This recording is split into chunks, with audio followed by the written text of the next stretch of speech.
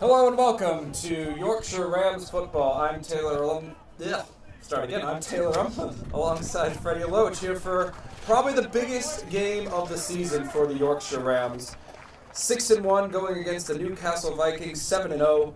And Freddie, this is one of those games near the end of the season. Both teams are going to make the playoffs for sure, but it really helps with seeding, all those kinds of things. A win today is huge for both sides. It's all about getting home advantage after today's game. That's really what we're playing for. We've got two incredible teams going up against each other, the top two teams in this division. The only team that the Rams have lost to so far is the Newcastle Vikings. So they're really attempting today to have a good day, get out of here with home advantage, and hopefully go into the playoffs knowing that they're going to get home throughout all of them.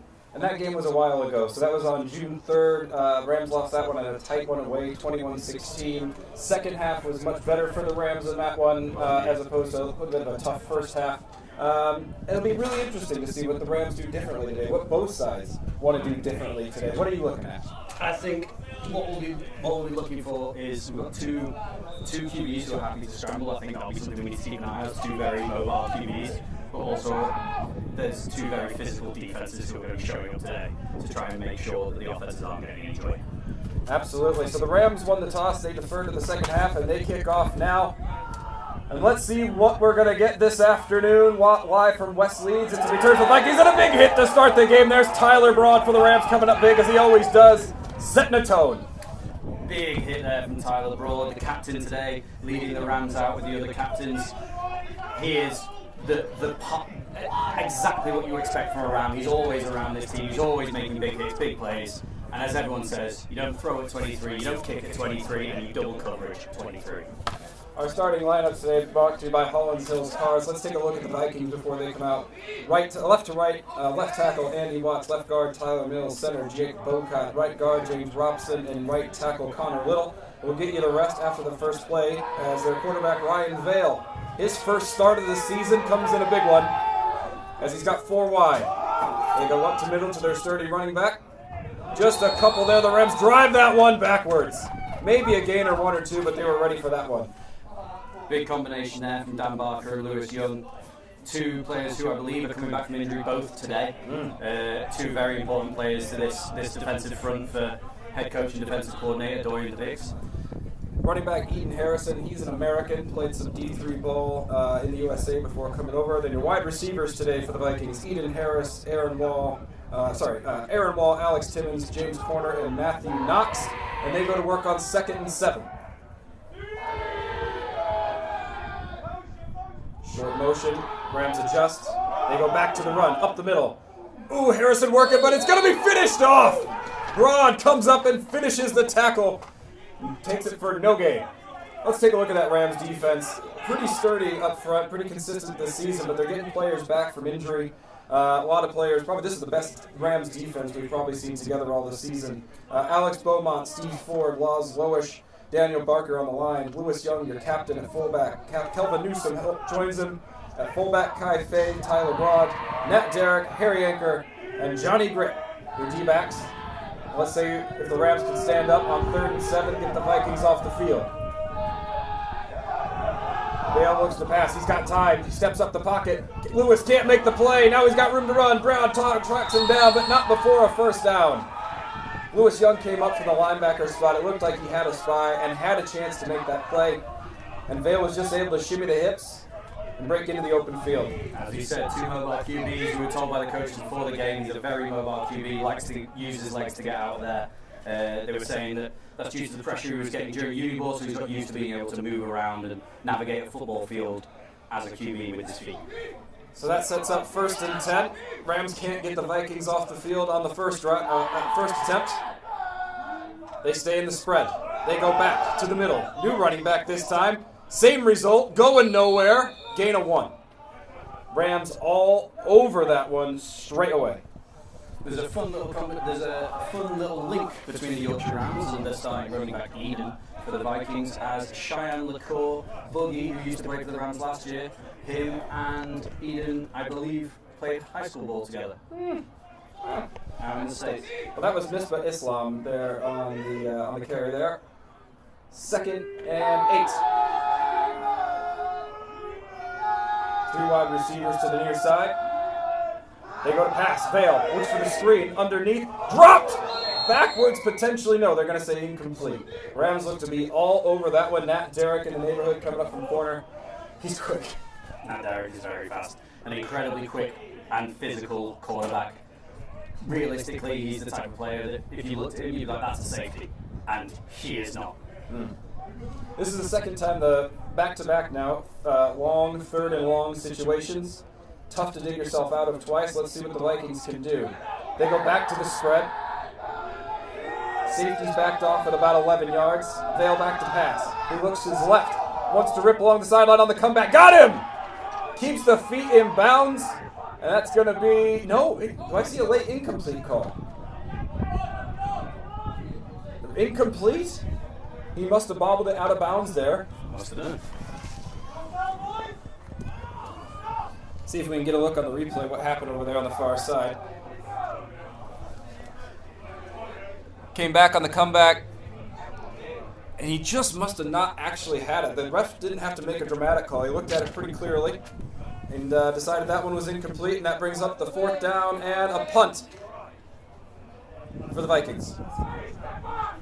Good defense from the Rams to start the game, leaning on one of their strengths. Bit of a short punt. Not great field position. That one rolls out at about the 17. And that'll bring the Rams on the field for the first time. Freddie, we were talking to the coaches before the game, and the Vikings are led by, today, head coach by Connor Joyce, who has played for this team for a long time, has played in games like this before. What do you think that does to them, having a coach who's been there? I think it's incredibly important to have people around on the coaching staff who understand what it's like to play for the team that they coach. I think, the Rams have that in a number of coaches, but to have Connor Joyce there as your co-head coach with Pete, that's really good for the Vikings there. Rams offensive line stays the same. Tom Southwell, Jamie Broom, Eden Fay, Stephen Godward, and Owen Byrne on the line. We'll get you the rest. Quarterback Michael Rojas.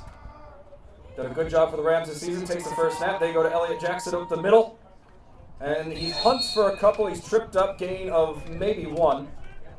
As the inside of this Vikings defense is stout. They say that they're interior defensemen, D tackles. Isaiah Shibioba and Joe Midori are their top 2 players there at D tackle. They really lean on them. Fun thing about Joe Midori, this is his 3rd season where he's retired. And yet he still seems to be anchoring in the middle of that defensive line. Nice guy, massive, absolutely terrifying. Liam Calvert goes in motion. Dan Hayward next to him. Matt Snell out wide to the far side. They go back up the middle to Jackson. He cuts back. Got a little bit of room to run, but he's going to be cut down.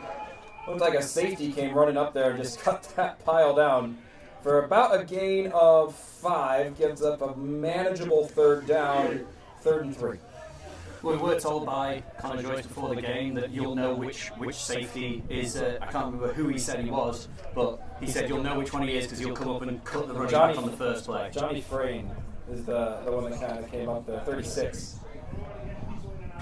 Connor was exactly right in what's happened there. He's come up and cut the running back on the first play he could.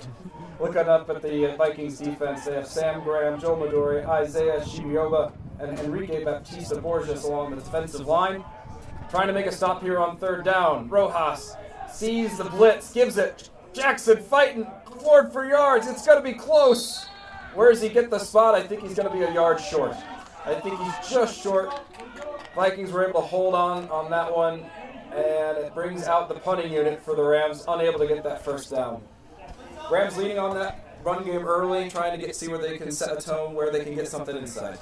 Well, when we spoke to Connor just before the game, he said that we were strong running last game, so that they are keying on that run. The Rams' run game is an incredibly strong running unit, and it's what you'd expect them to lean on, especially starting the game. But both teams are here feeling each other out, making sure they're ready to go.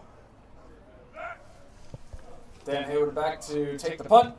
Gets a good one away, spiraling, lands over midfield, takes a nasty hop, and rolls out at the 35. So, you see these sometimes, especially these big games, 2 teams feeling each other out on the first drive. Nobody taken real big risks. But when do you think you want to throw that first punch?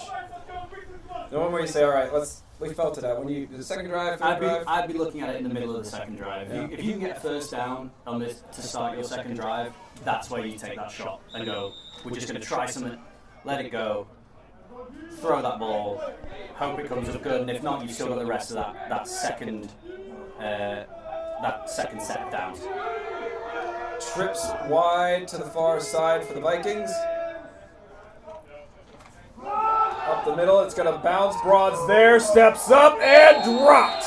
Rams there again, playing that physical run defense. I think Eden Harrison, that running back, is taking a look saying, I'm in for a long day. He's been met hard 3 times he's tried to run the ball. Tyler Broad sticking his nose in early for the Rams, involved a lot. I think we're going to be saying his name a lot today. He comes up in big games. As good a player as he is, he seems to even shine brighter in games like this. He relishes games like this. He relishes the games where he knows he can be the impact player, which, to be fair, is most games, but especially in these absolutely massive games between 2 top teams. 2nd and 10, Vikings in the spread. They try to go middle again. Can they bounce? Harrison gets ahead of Steve. Can he wiggle out? Ooh, that's a defensive tackle 10 yards downfield. Who tracks him down, not before a first down, but saves what could have been a really, really long run from Harrison. He's quick. He's really quick out of that cut. Plays at the University of Sunderland as Harrison. A number of his coaches are also on this coaching staff for the Newcastle Vikings. Missing one of them in Ben Pardy today. He's not here. One of the Vikings coaches, also one of the Sunderland coaches. He'll be missed on that sideline. Former Ram. But yeah, good run there by Eden Harrison. Vikings come into this one 7-0. Looking to maintain their perfect records. But it was really tight, 21-17 the last time these 2 teams played. So if the Rams need to win this one and win it by 5. Looking strong early, nothing up there in the middle again. Gain of maybe 3. And they said they were going to rotate those running backs a lot, and they are. That was, again, they've gone right back, 1 or 2 carries, and then we see somebody else going right in. That was Misbah Islam on that carry. When you have a strong running back room like the coaches of the Vikings have said they have, you're going to use all of them you can. Each one will have their own role within that roster. And you just want to keep them rotating, keep them fresh, especially against this Rams defense. Faith Arijoba, near side DN, looks to dive in, make a play. Can't get there in time, but the linebackers pick it up. Going to call that a gain of about 3, and they are going right up the middle of that defense. They're tempting. Going at probably the heart of the Rams defense, right up that middle. Their linebackers and safeties, D tackles, they make a lot of plays. You're running right into the teeth of that defense, and quite frankly, they've been quite successful at it currently. But we've seen a number of rotations within this Rams front so far in this game due to tiredness, injuries, I'm not sure. But people keep swapping in, swapping out, keeping people fresh. Well, I mean, you look at the size of that Newcastle offensive line, and if you can, they're not going to rotate. So if you can throw some fresh bodies in there that you can rely on, you might just be able to slow those big boys down. Islam swaps sides. Vale goes back to him up the middle.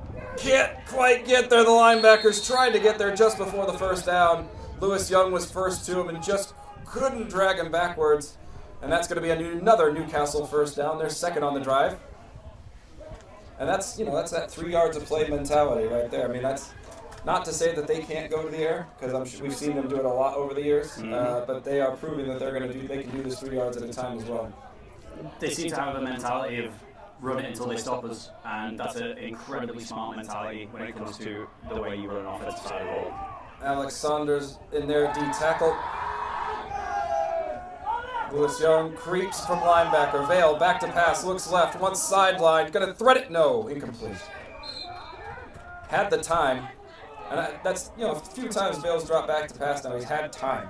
That pass rush isn't quite getting there. It's pretty good pass protection from the Vikings offensive line.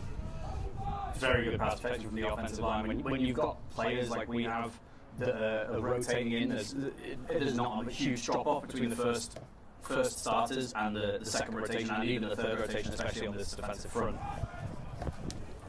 The offensive line are doing an incredible job to keep them at bay as it stands right now. 2nd and 10. Swaps the running back Harrison again. Safeties rotate. That's going to be a straight give. Up the middle. Can he make the play? The D tackles can't quite hang on. Harrison bounces, and he's going to get out for a first down. And that is a guy where if you don't bring him down on first contact, he's likely going to make you pay because he's real quick. He's very fast, very agile. I'm enjoying watching him run even though he's on the opposite side.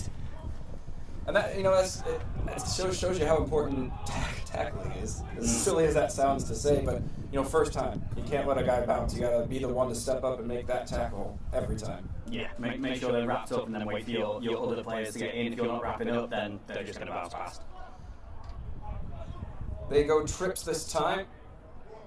3 over 3 to the near side. Rams defend pretty thin. They're going to keep their strength in the box. Vale goes run back up the middle. There's a cut by Harrison. Can he make it more? Ooh, no. But that is a really nice run for 8. Had a pulling guard up the middle and just followed into a real big hole.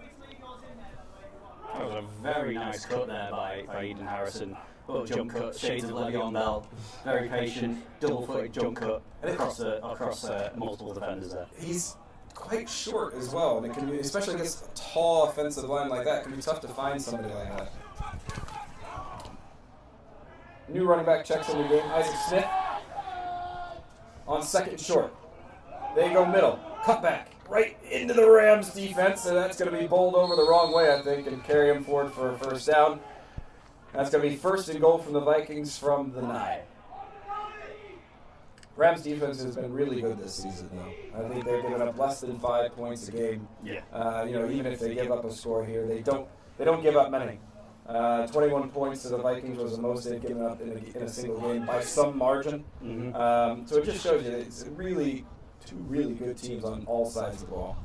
I think the Vikings have scored up 50 points a game or something like somewhere in that region. Very, very similar scorelines to the Rams this season. Yeah.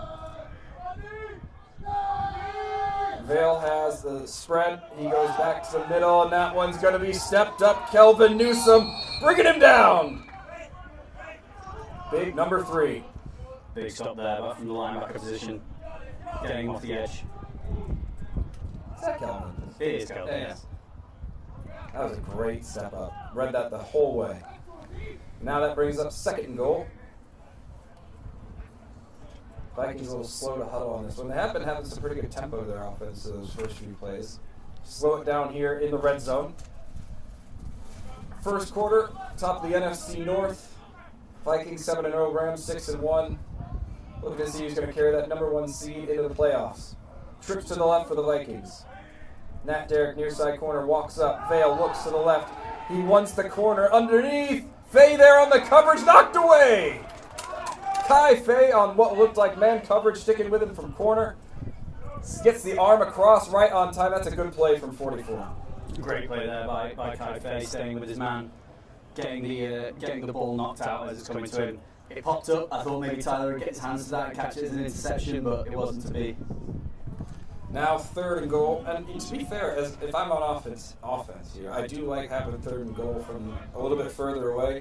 Gives you a little, keeps that run in the pass option there. Gives you a little more room to operate. You can run much longer routes. Harrison checks back into the ball game at running back, but they go past. Vale wants to throw left. He looks underneath. Oh, defensive tackle had him, but he wriggles out. They go back to the throw. It's knocked away. Incomplete. Oh. That was a marathon. I was looking for a place to breathe, but I couldn't. Breathing's not necessary when you do combat. Finally knocked away on the far side there. Rams run the scramble drill well, come up stout, and force the field goal opportunity. Good job there. If you're the Vikings here, you're happy to put some points on the board. These are two teams that are matching up pretty well so far, as we've seen. So just to take 3, that could be what decides the game come the end of it. Lewis Jack, the kicker, I was talking to him before the game. He said anything from 40 and in, I'm good. Oh, but maybe not on a muff snap. He still tries to get it up. That's blocked. It's rumbling. It's stumbling and finally goes out of bounds. But now there's a flag on the field. There's multiple flags on the I field. think there may have been a personal foul of some kind because those flags came late and from multiple angles. That tells you that something was probably amiss. But that's a big stand for the defense. Not to give up any points after that. Bend but don't break defense from the Rams, regardless of how this comes out. Points stay off the board. What's we got here? An eligible touch declined, and I think that's exactly where the Rams will stay and take over. Right there on the 20. I believe it was illegal kick of the football, which I've never heard of. I think that's what he just said. Was it a legal kick? Maybe like if you flubbed the snap in. I don't know. Or maybe somebody in the scrum there sort of kicked it and that's why it went that way. Maybe. What? Weird one for sure. Again, something every week. Every week. Here in the middle of the first quarter, Rams with a big stop. They come up with a blocked field goal. Let's see what they want to do here on first down. Rojas looks right. He wants to go deep. He looks for Snell. Back shoulder. Tipped away at the last second. That was a 50-50 ball. And he went up and absolutely played great defense. Great job there for the Rams. For the Vikings. I gotta see. I was trying to look for that number. You see who that was over there? 35. Not one of their starters. But that was an excellent play, so he definitely deserves his name to be said. Harrison Gilroy on the break up there. And you know what? I like that for the Rams. Off the big play, try to create some momentum. The wind is blowing a little bit here at West Leeds, and that ball hung up a little bit, and I think it just got a little bit knocked down in the wind. Left it a little short, but now the Rams come back on second down. Calvert goes from wide receiver into H-back for this one. Leads the way for Jackson, and that's going to go nowhere. 96 and 97 there. Their two best players come in and make that play. Midori and Shibioba there for the Vikings, turning that one away, 3rd and 10. Good play there from the defensive tackles. Getting right up into the teeth of the offensive line, getting into those A-gaps, and just stopping that play dead where it was. You can see it there on the replay, just eating right up the middle. The Rams come out here for 3rd down, 3rd and 10.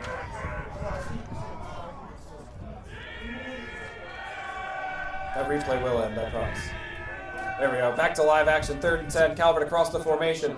Back underneath to Jackson. Can't get away. Steps away and brought down for a gain of 3.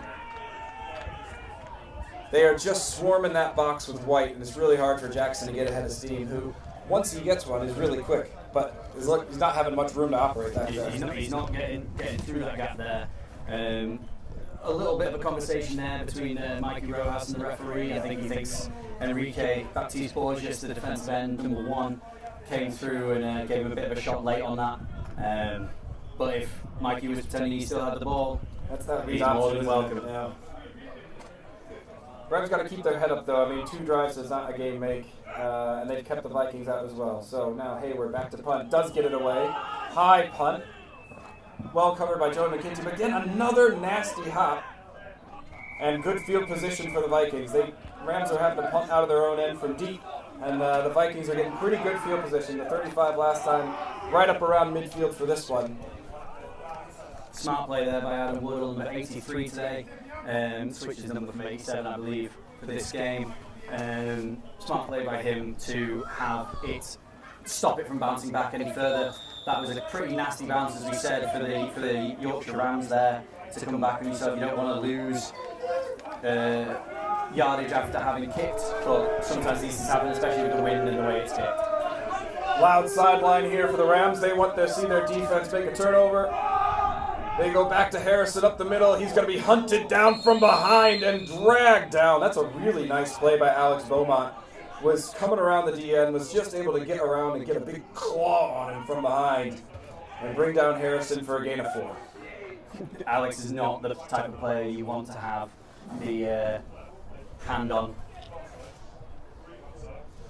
2nd and 6 coming up.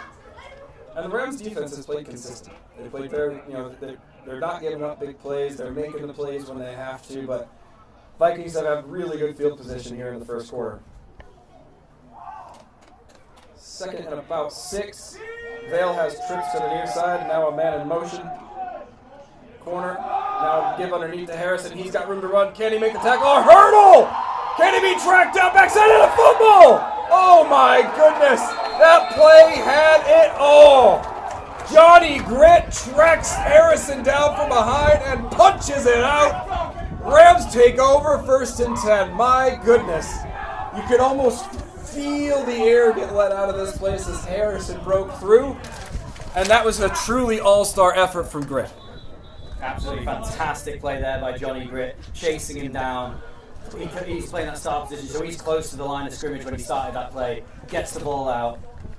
Absolutely fantastic to see. I'm stood up here, the wind is blowing, so that's part of it, but I have goosebumps following that play. Absolutely fantastic to see the effort to follow him all the way down the field. And I think that's the end of the first quarter. What a quarter of football. We knew this game would have it all. I mean, these two good teams playing for the title on the division, and they have turned out. Wow, what a play. I can't believe that.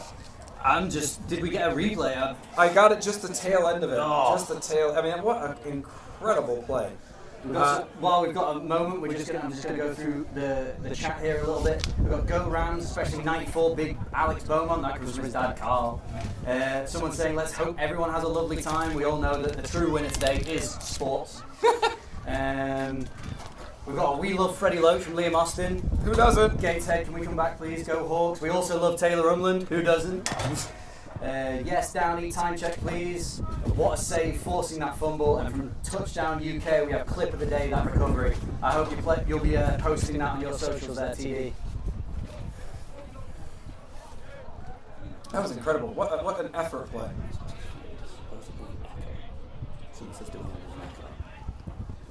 I mean, that first quarter, I mean, especially for the Rams to make plays like that, their offense hasn't had a chance to really dig out and show much yet because they've been sort of backed up. They've had to play a little conservative. They did try to go deep on one. But the defense for the Rams, as we say almost every year, absolutely turning out. We can't take credit away from Ian Harrison on that play, though. That was a very nice touching of the triangle button there, leaping over the defensive players. Yeah, that hurdle. Oh, that's got to hurt when you watch that back, knowing how close you would have been. Rams put a man in motion. Rojas goes hard snap. He's got to step up and scramble. He's going to be bet by a big number 96, Isaiah Shibiova. And it's a safety. Safety from one side. Flag down on this side. But a flag down on this side because it looked like maybe the Vikings jumped pre-snap. That's what I thought too, but I guess we'll see. We'll find out what the referee says.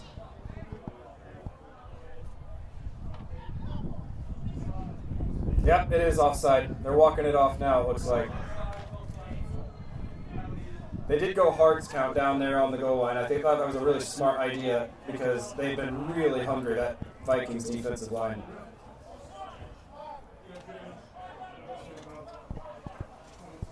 So that's going to give the Rams a little bit of breathing space. They were backed up inside their own 5 or so. This will get them out to just in the area of the 10, and thank goodness. I mean, what blocked punt, a blocked field goal, that nearly a safety. This is a game of big plays. I was very excited to be coming in and watching this game. I've only got back in the country last night, and I was so excited to be here today. Oh, wow. Vikings going one high safety. They bring down a lot into the box here on 1st and 5. Jackson, he's got the carry. Can he break through? No, but it's probably his best run of the day as he goes for 6 and a first down. Good run there. Just getting the yardage, getting the first down, and absolutely brilliant to see. We're getting that running game starting to go. We're getting more and more yardage each time we take it out of the bag. I always really liked it, personally, when teams tried to overload the box, especially on the edges, right? Because that just makes you into a flat line. It's like rugby. If you can break through that one line, then you're off and running. Absolutely. But it is the Rams' first down. I think that's their first one today.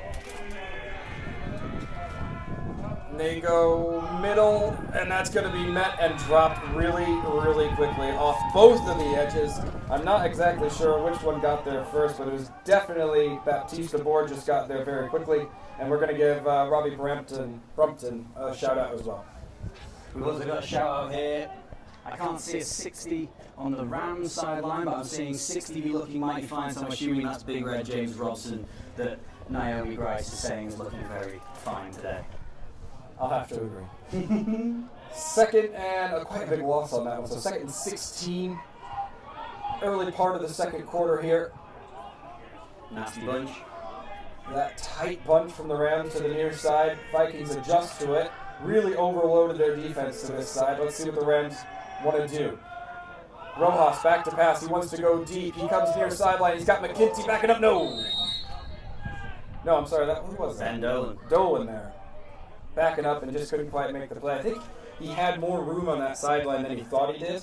I think he thought he was going to be backing up, toes to the sideline, and he had a little bit of room. He only could reach that one arm, but if you can get one arm there, you can get two.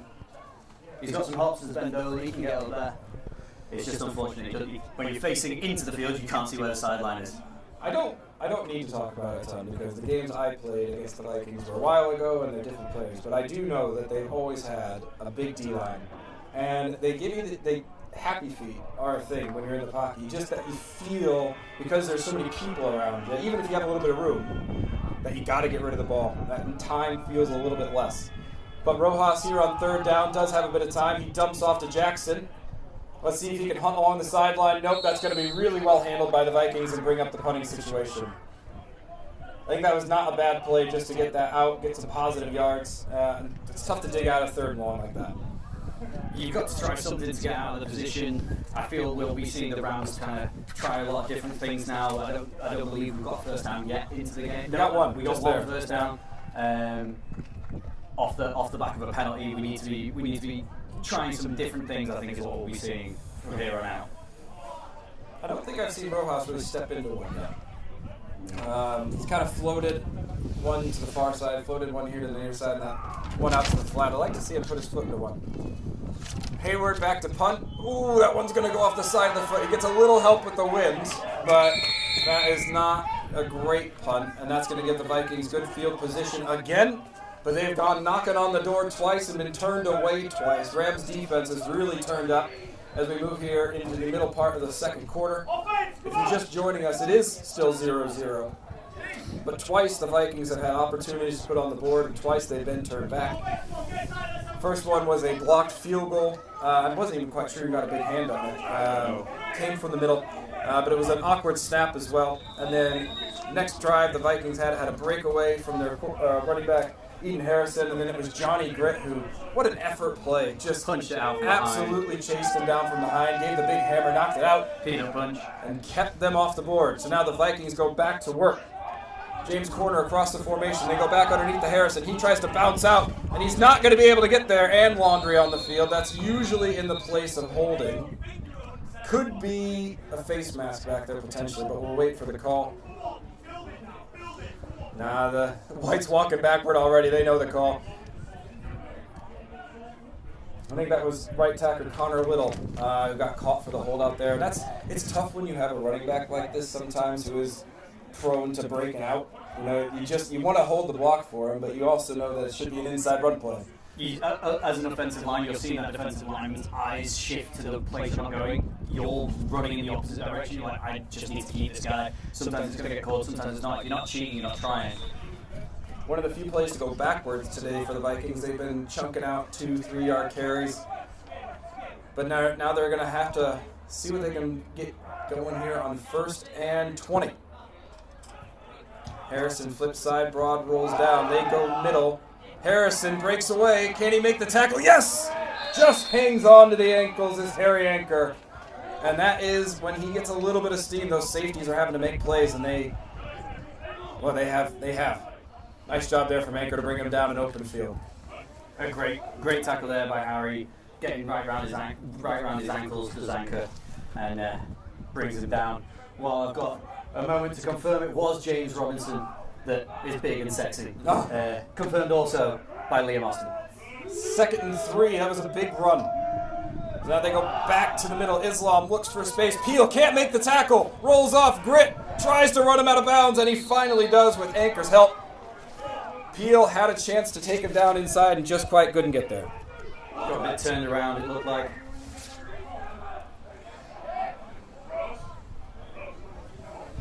See if we can take a look at the replay. I do like the fact that the Rams have stayed rotating. Yeah, you see Peel just couldn't quite get there, but good effort tackle by Gritt to run him out of bounds. Rams rotate a little bit on their defensive front. Saunders checks in. Newsom and Lewis Young are linebackers. Vale drops back. He's got all day to throw. Where is he going to go? He looks left. That's like they're calling for a hold here on the near side. He doesn't get it. Throws back across his body. Incomplete, and there comes the flag finally. Good play there, too, by Nat Derrick to back it away from the wide receiver. I think that was Andy Watts. I mean, that's just a long time for an offensive line to be blocking, and he did really well. Right around 5-6 seconds. That's a long time to ask him to hold it. I think that's going to be Andy Watts there on the left tackle. Yeah. And we were talking to the Newcastle coaches before the game, and I said, who do you think this is the offensive coordinator I was talking to. I said, who do you think are your two best players? And he said his left tackle and his left guard. I said, on your whole offense? He goes, yes. It was without hesitation as well. Andy Watts and Tyler Mills do a good job of holding down the left side of that Vikings offense. They keep running behind him. They keep running. There's a lot of runs to the left I've seen today. And it says a lot. I think a timeout's been called. Timeout Vikings. I think it says a lot that when you talk to the coaches, their best players are the big boys. Not the ones that are the fastest, not the ones that are the shiftiest, the big boys. And as a lineman myself, that makes me incredibly happy. I'd just like to say from this chat, I think we should have Liam up here as a third commentator because he's giving us lots of commentary in the group chat. I don't think so. I mean, seeing Vikings RB as Shifty Guy for show. Misbah is also a load. Looks like the Vikings line is winning the battle in the trenches so far. Come on, Rams. And then put Freddie Loach in, which, if I had my kit, I would love to. So, we got a second during a timeout. Let's talk sponsors. Our game today is brought to you by Awesome, proudly supported by Awesome. Holland Hills Cars, quality vehicles, quality service at Holland Hills Cars. Kendall Mint Company, fuel your adventure with Kendall Mint Co. And O'Neill's Leeds, watch the action live at O'Neill's Leeds. Freddie, I mean, the big question on pretty much everybody's lips in Britain today is, are you going to stay up and watch the game tonight? Absolutely. Yeah? Absolutely, I am. Absolutely shattered. 2 weeks in Italy, non-stop. Yeah. Most I've stayed in any place was 2 nights. Yeah. And I'm tired, and I will be staying up to watch that game. Will you be staying up to watch it? I know you're not English yourself. I think I gotta stay up. I think I gotta go out because if I stay home, I'll just fall asleep. I'm hoping if it's not boring, I'm not going to fall asleep. Rams go to work on defense here. 1st and 20 following the holding call. Vale, play action. He wants to go deep. Left side. Faye's got some makeup to do. He can't do it. That's a touchdown for the Vikings. Touchdown Vikings up over the top. That was a lovely bit of throwing and catching there from the Vikings. I gotta see who that was on the Number catch. 19. That was beautiful. Absolutely lovely touch there to Aaron Wall. We'll watch the replay here. Got time to throw. Faye got caught peeking inside, tried to wrestle it away at the last second.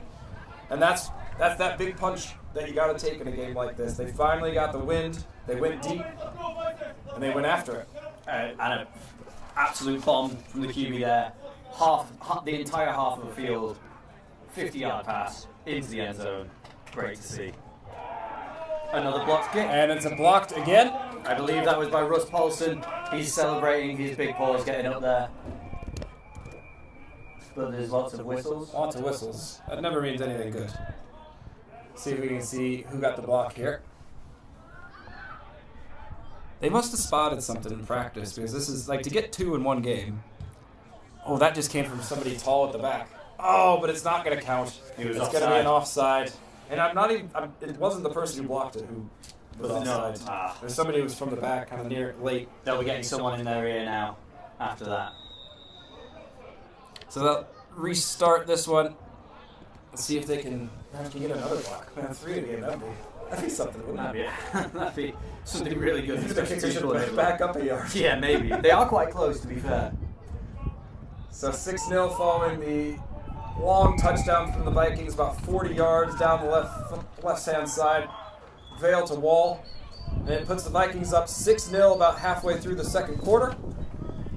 And if anything, what this will do, it just might really give a little bit of pressure off the Rams offense because they've been stacked up real close to their own end zone. They might just get some good field position because they kicked off to start the game, and ever since, they've just had to start every drive at the 20 they're in.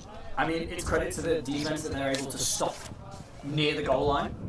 That's great play from the defense, but as an offensive player, you're like, you hate it. You're stuck in your own 5, own 10, own 20, trying to get out of it due to the defense playing so well, and you just have to keep trying to get out of the zones. But now with a kick return, hopefully, as you say, some good field position, or maybe a touchdown. Yeah, that'd be nice. Tyler Broad hasn't had a touchdown today. Not yet. So let's see what happens. Oh, let's see. Oh, there's some rough language down on the sideline. We're gonna try to make sure that the mics don't pick that one up. Yeah, that's sorry fair about enough. that, everybody. That's completely fair enough. I mean, that's. I guess it's allowed on YouTube. Yeah, we're not getting monetized, so Thank goodness. as long as the sponsors are fine. Well, let's see what the Rams can do. That sideline's getting a little feisty. Let's see if they can turn some of that animosity into some energy on the field. Tyler Broad back to receive. That one's going to be picked up by Harry Anker. And now given to Broad on the give. He finds some wiggle room. And a broken tackle. Can he break 2 more? He's got 1 more man to beat. No! Brought down around the ankles finally. And that's when the whistles will finally come. But we do have a flag down along the far side. Tyler Broad gets the ball and special things happen. Make sure you take a look. They learned from our rules, don't kick at 23, and still somehow it ended up in his hands. You've got to put that ball in his hands however way you can, and he got it, and he's up near midfield. So that should give the Rams good field position, but it doesn't, because it looks like this penalty is going to go against them, a block in the back on the return, and that's going to bring the Rams back to about the 20, which is where they started a couple drives already. But they got to try something different. I think they got to try to find a way to test this Vikings defense in some way, because they're starting to play very downhill. They're starting to play very confident in the box. They're loading that box. I mean, there was one of the plays before where they didn't have a deep safety. They were all up on the line. There was no deep safety. The other thing we haven't seen is Mikey Rojas utilize his feet today. Yeah. Not really, and that's something he can do, and I'm hoping to see a bit of that maybe on this drive. Haywood to the outside. And now Rojas takes it, and he goes screen to Sarkar. Oh, he's met hard and dropped. Incomplete. Oh, man, that was an absolute shot that got delivered. It was covered up, but it looks like there may have been a bit of an injury. I think Enrique Baptiste may have hurt himself. Enrique Baptiste Borges may have hurt himself a little bit.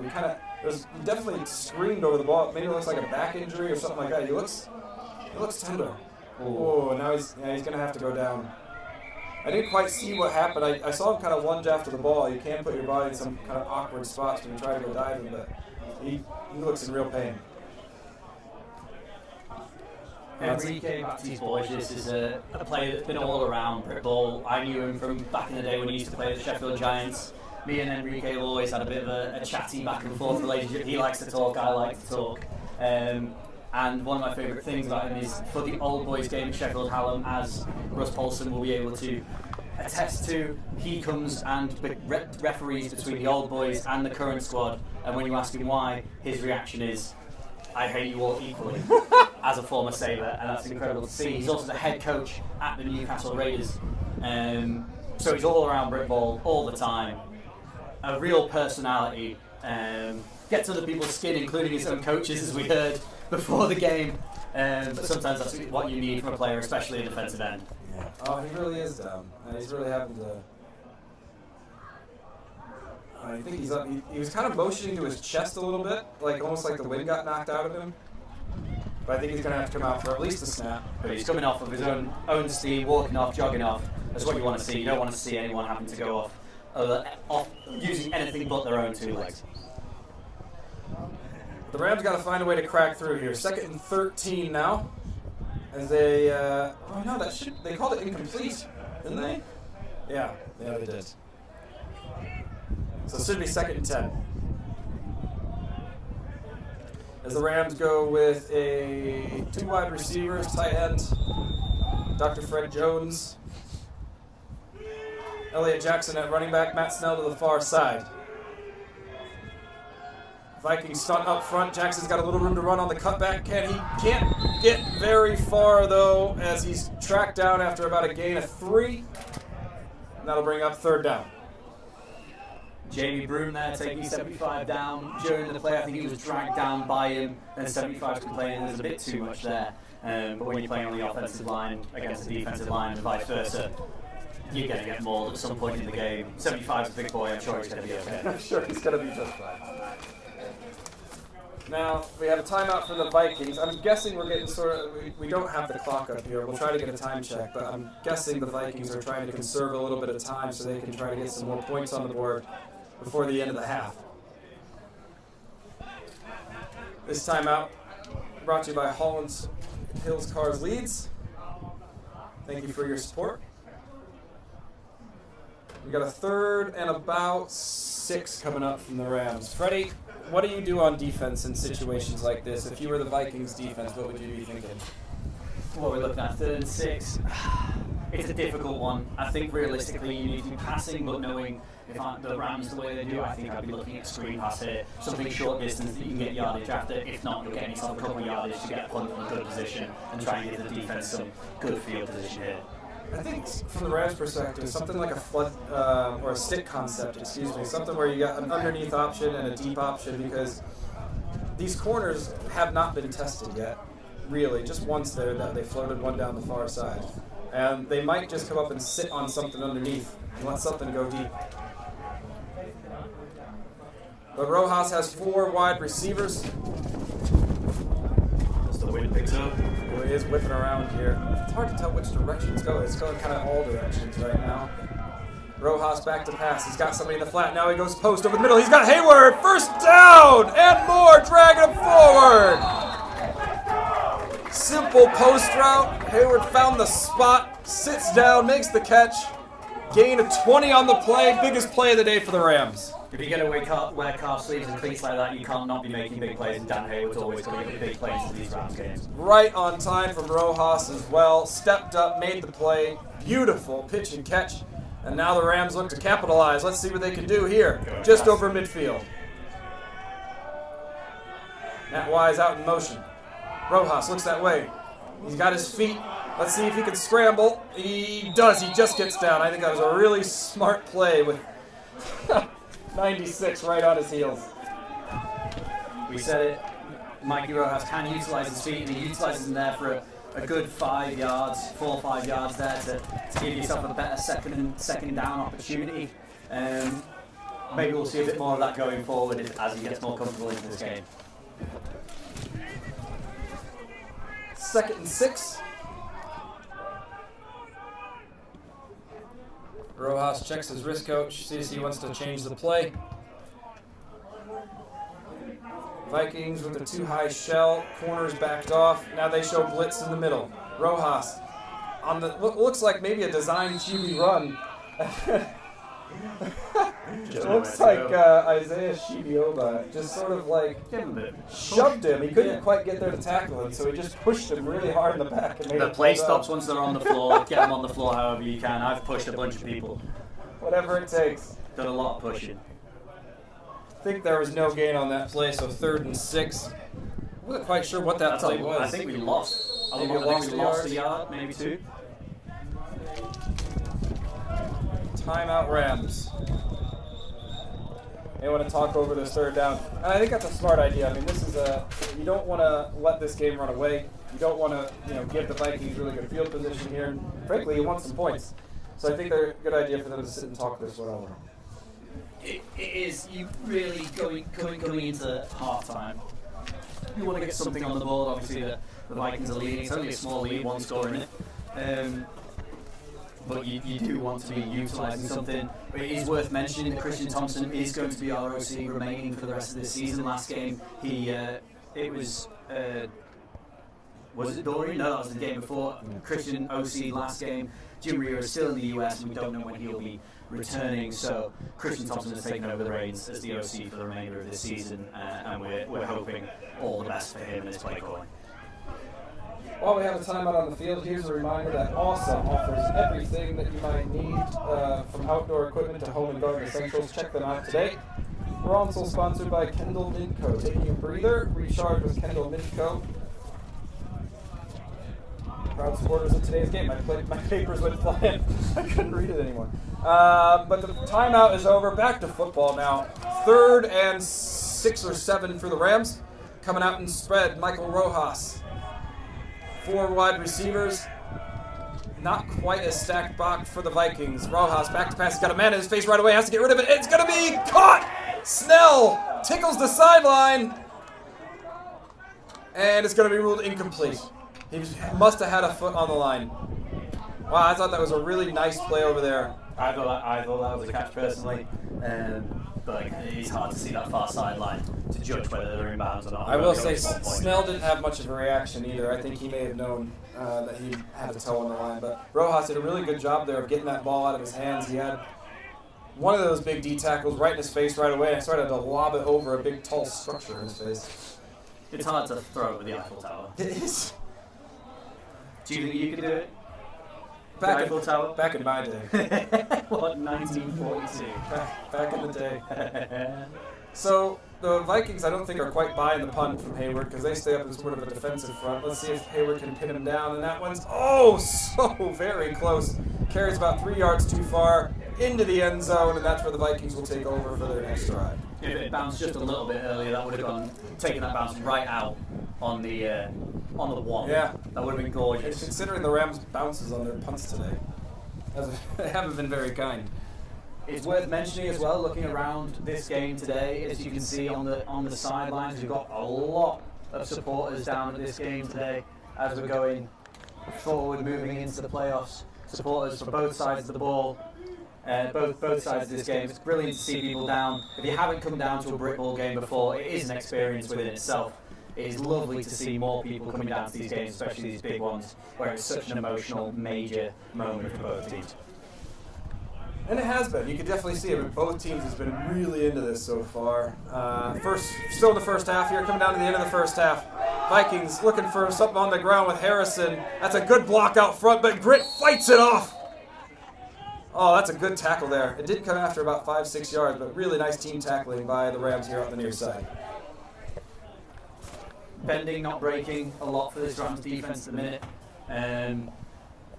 But yeah, a good tackle there by number 40 and Johnny Grit coming up. There's a number of players on this team who I'm still trying to learn the numbers and names of who have joined this team this year, and I need to do some more homework, I think. It's all right, you're jet lagged. 2nd and 2 for the Vikings. Harrison to the near side. They give it to him again. Charges forward, puts the head down, and just drives the legs. And that goes for a gain of 6 and a first down for the Vikings.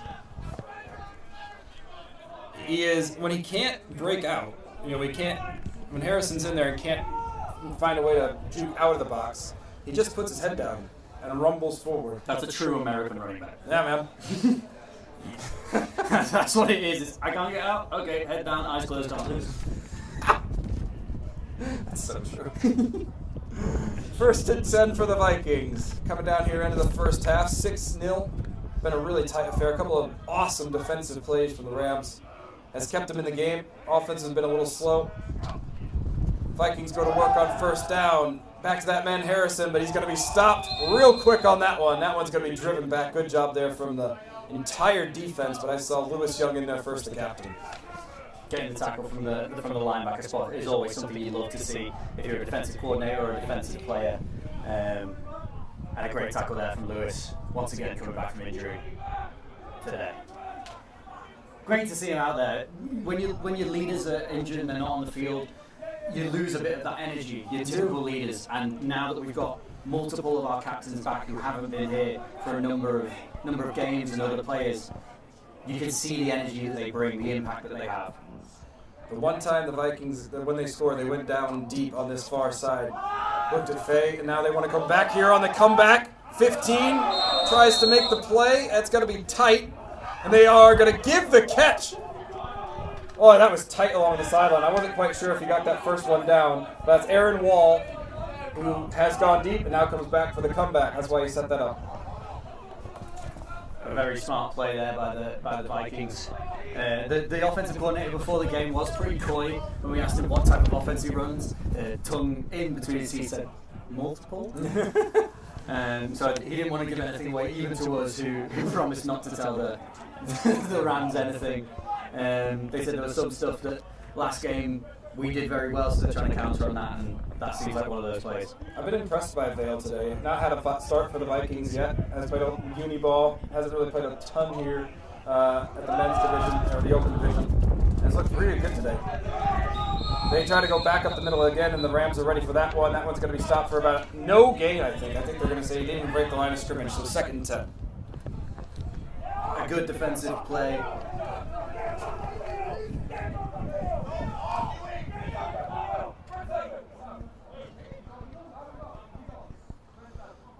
So let's see, 2nd and 10 for the Rams. Some miscommunication there, I think, about who should have been on the field. That's always a tough one. It's always a difficult one. There's only 11 of them. Counting up. Vikings, spread formation. Harrison flops aside. They go back to the middle again. And can he break it? No, but he's going to be stopped right around the first down marker. He might be a yard short. Ari Joba and Alex Saunders check back in. And it's going to be just short of the first down. Worth mentioning as well there, where we talk about the Vikings QB today, that then regular starter Henry Bulmer, who's been the starter for the Newcastle Vikings for a number of years, besides from 1 year where they had an American from Durham come in, isn't available today. I believe he's at work.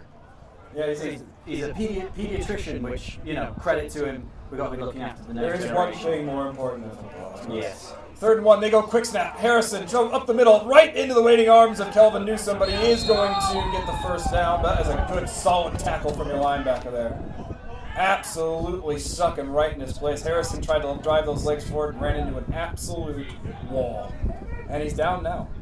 Oh man! That was a really hard hit. I didn't want to make light, but I tell he's you down what, on the field now. if there's a pair of arms I don't want to be running into, it's Kelvin's. They're so big. If he puts them out to the side, his biceps span from ear to hip. It's crazy. So injury timeout, but got coaches out on the field, so this must be a team timeout. Coaches can't come out on the field for an injury, can they? It's brute ball. No one's stopping him. Refs sometimes will miss, holding and whatnot, but they absolutely know, what is and isn't allowed in between plays. What? I know when I've been on coaching staffs before, and the opposition coaches come on the field, we all chose to step onto the field and go, we're not getting off until you're getting off. Realistically, that was under Adam Cowley, which you kind of expect. For a bit of housery. 1st and 10 for the Vikings. They go middle again on the cutback. Rams trying to wrap them up, rumbling forward, and that's going to be a good run for the Vikings. Took more than a few Rams to bring him down there. Another good run. It's been a strong day running for the Vikings. Strong day running, strong day passing. This defense is holding strong. They're having to contend with really, really long drives. But are holding up. Absolutely. I will say they have played good defense today. Had to come up with the benefit of a couple big plays, but that's what the defense has to do sometimes. That was Isaac Smith on the carry.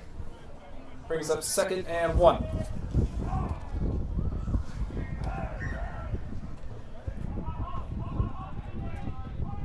Moves his running back. Wants to pass. He's got to scramble. Ari Joba gets caught peeking inside. Now Vale looks to scramble. He wants to go deep. Can he find him? No! Incomplete. That was good coverage over there by Nat Derrick. I'll tell you what, I was very surprised that pass was behind the line of scrimmage. It felt like he went very far downfield at that moment. No, he still was. Yeah, he didn't. I will trust what you say as a QB. As a defensive player, I'd have been making that argument. It just feels like he held the ball. Just feels like maybe let go of it earlier. Can we call it penalty on vibes? He just kind of ran forever. Kept going forward and forward and forward, and I was just surprised. 3rd and 1 for the Vikings. This would be a really good time for a Rams stop. Right before halftime. Getting late in the 2nd quarter. Don't jump. There you go, middle. Newsom tries to time the snap, and he's brought down quick. Let's see if he made the first down. I think he's short. Oh, they sold out on the blitz and ran it beautifully. Oh, wow. Player down on the field. But we'll go back to that defensive play. Wow, that was something. the Rams were in there in a flash and cut that run down and even brought him down for a loss.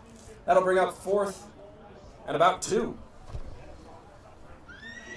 He said anything from 40. Anything from inside 40. He did say, yeah, and we were watching during pregame warm-ups that kicking from about the 30, which is about a 40-yarder, is pretty good. But I'm not sure we're going to be seeing it, as you can see on the far side. The QB and the offensive coordinator and also co-head coach is having his conversation there with his QB. That's Pete Nickel there, the offensive coordinator and head coach. He splits it with Connor Joyce. I think that's an incredibly unique thing to have, is a split head coach role. But if you've got one guy who's really good at offensive coordinating, one guy who's really good at DCing, and both of them can be trusted by the players and respected. Yeah. You find a lot of interesting sort of organizational systems around how teams put their themselves together. Some teams still have player coaches, which I think does work in certain situations. Connor would have been. He told me earlier today, had it been a couple of weeks later, we probably would have seen him in pads. Yeah. But he said, unfortunately for everyone else. So I'm not sure how he feels about that.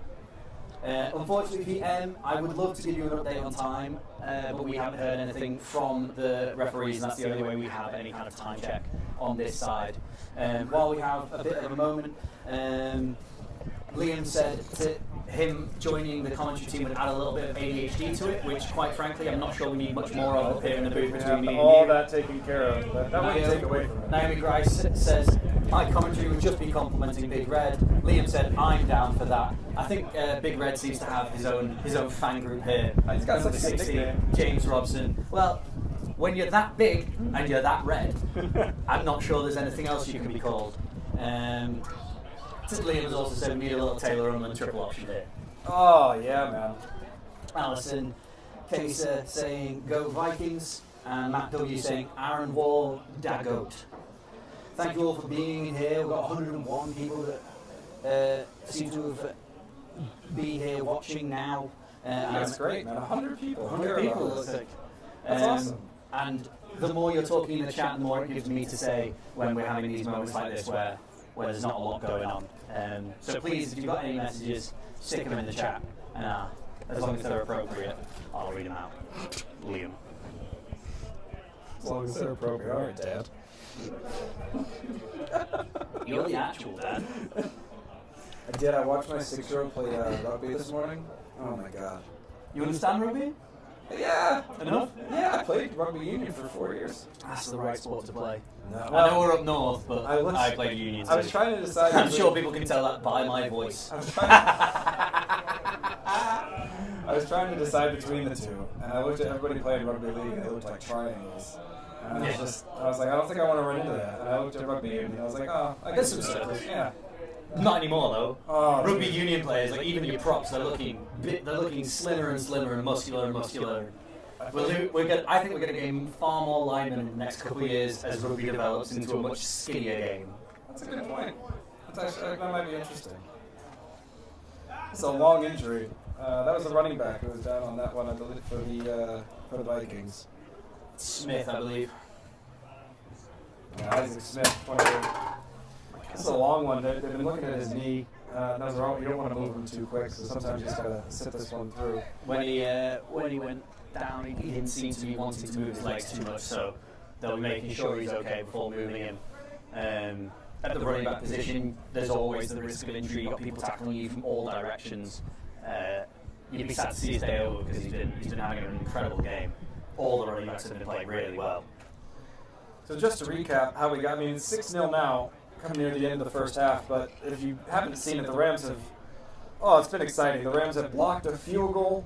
They have had a strip that was for sure a touchdown, and Johnny Gritt tracked back and took it away from him. What a beautiful play that was. And that was after the running back, Eden Harrison, had hurdled to break into the open field. God, that was amazing.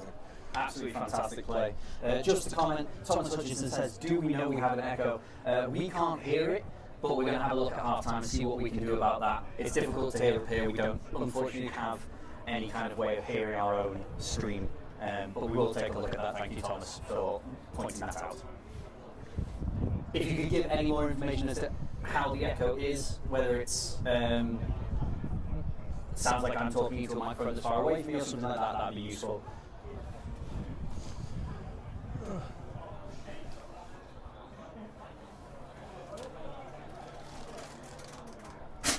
Good time to talk about some of the Rams' assistant coaches, I think. I see Sam Reed down there, the defensive line coach. Spencer Wybrow, the wide receiver coach. He's played here a long time, still sticking with the wide receiver coach. Dorian Divix has been the head coach here for 3 years, and I was actually trying to see if we could get his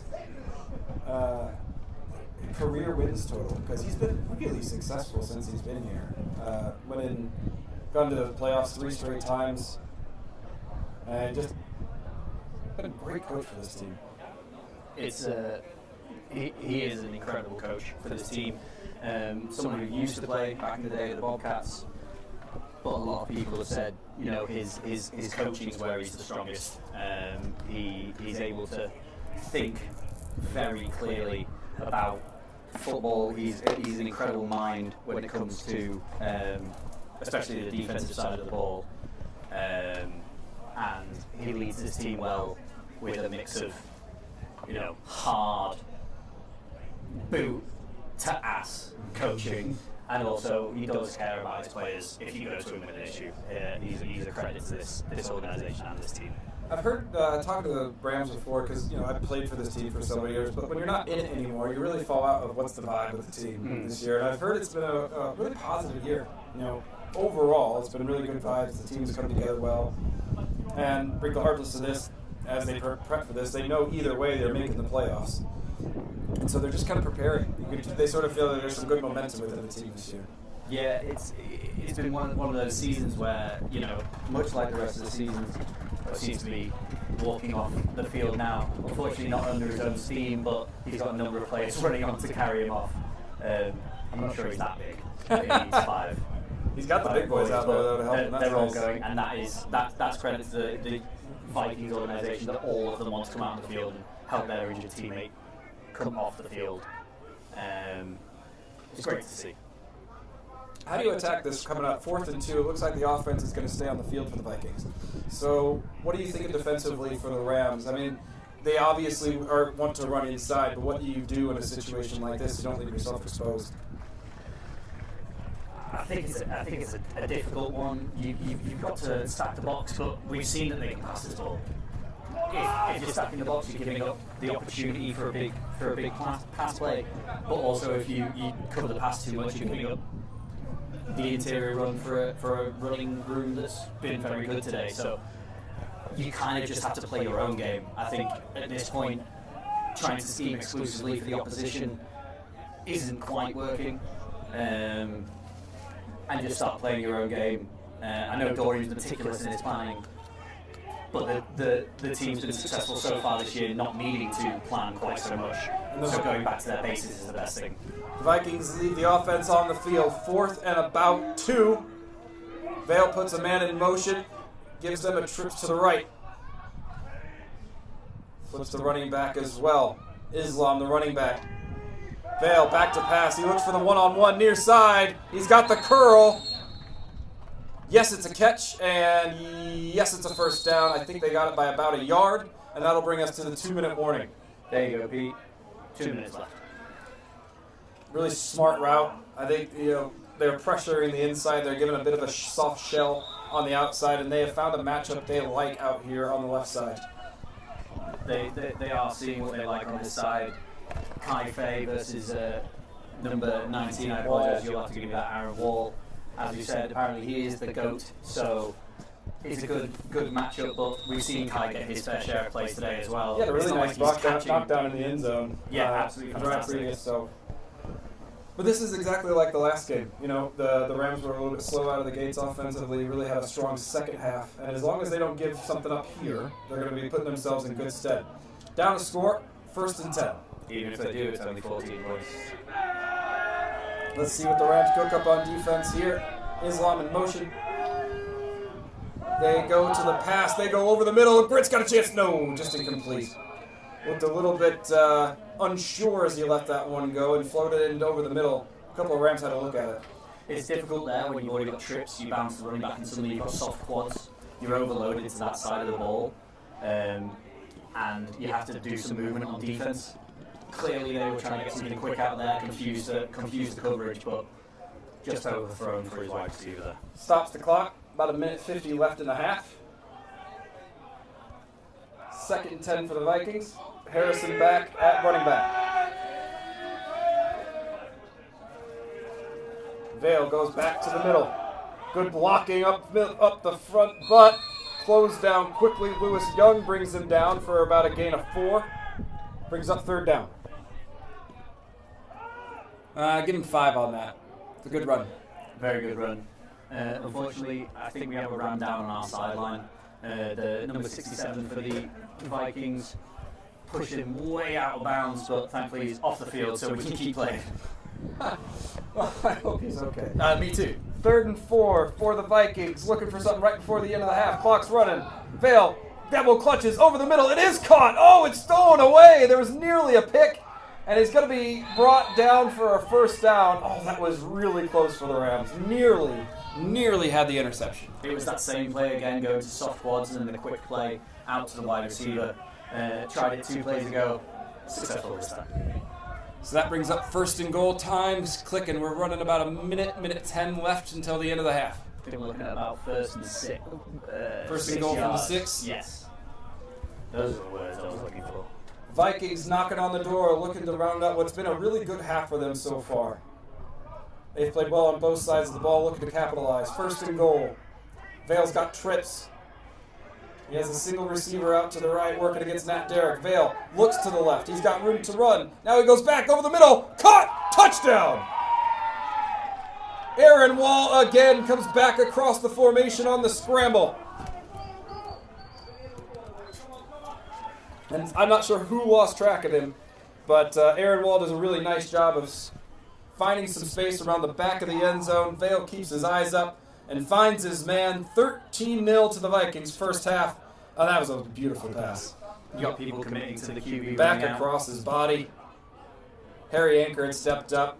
And, you kind of give that one up. If a guy can whip one back across the body and complete it, that's pretty good. But they do add the extras as well, and that'll bring us to 14-0 to the Vikings. But I don't count the Rams out of this one yet. Their offense hasn't really gotten going just yet, and their defense has played really good football. Given up, they've had tough field position on almost all of their drives, but that was a very good drive for the Vikings. For the Rams defense at the minute, it seems it's much like a boxing match at the minute. A lot of body blows from the Newcastle Vikings. Small, short runs, 5 yards, 6 yards, 3 yards, 6 yards, 5 yards, body blow, body blow, body blow, body blow. There hasn't really been those haymaker, Hail Marys down the field. A couple of times we've got a big run, a couple of big passes, but, 2 big plays, but the rest of it has been body blows, and it's just a war of attrition at that point. I really hope the Rams are keeping their heads up because they haven't played poorly. They're right in this ballgame. They got about a minute and 2 timeouts left before the end of the half. We'll see how aggressive they want to be with it. It might depend a little bit on how they do on this return. Interesting to see if the Vikings do something to try to steal a possession here. Could well do. Surprise on the side, knowing they got a timeout to work with.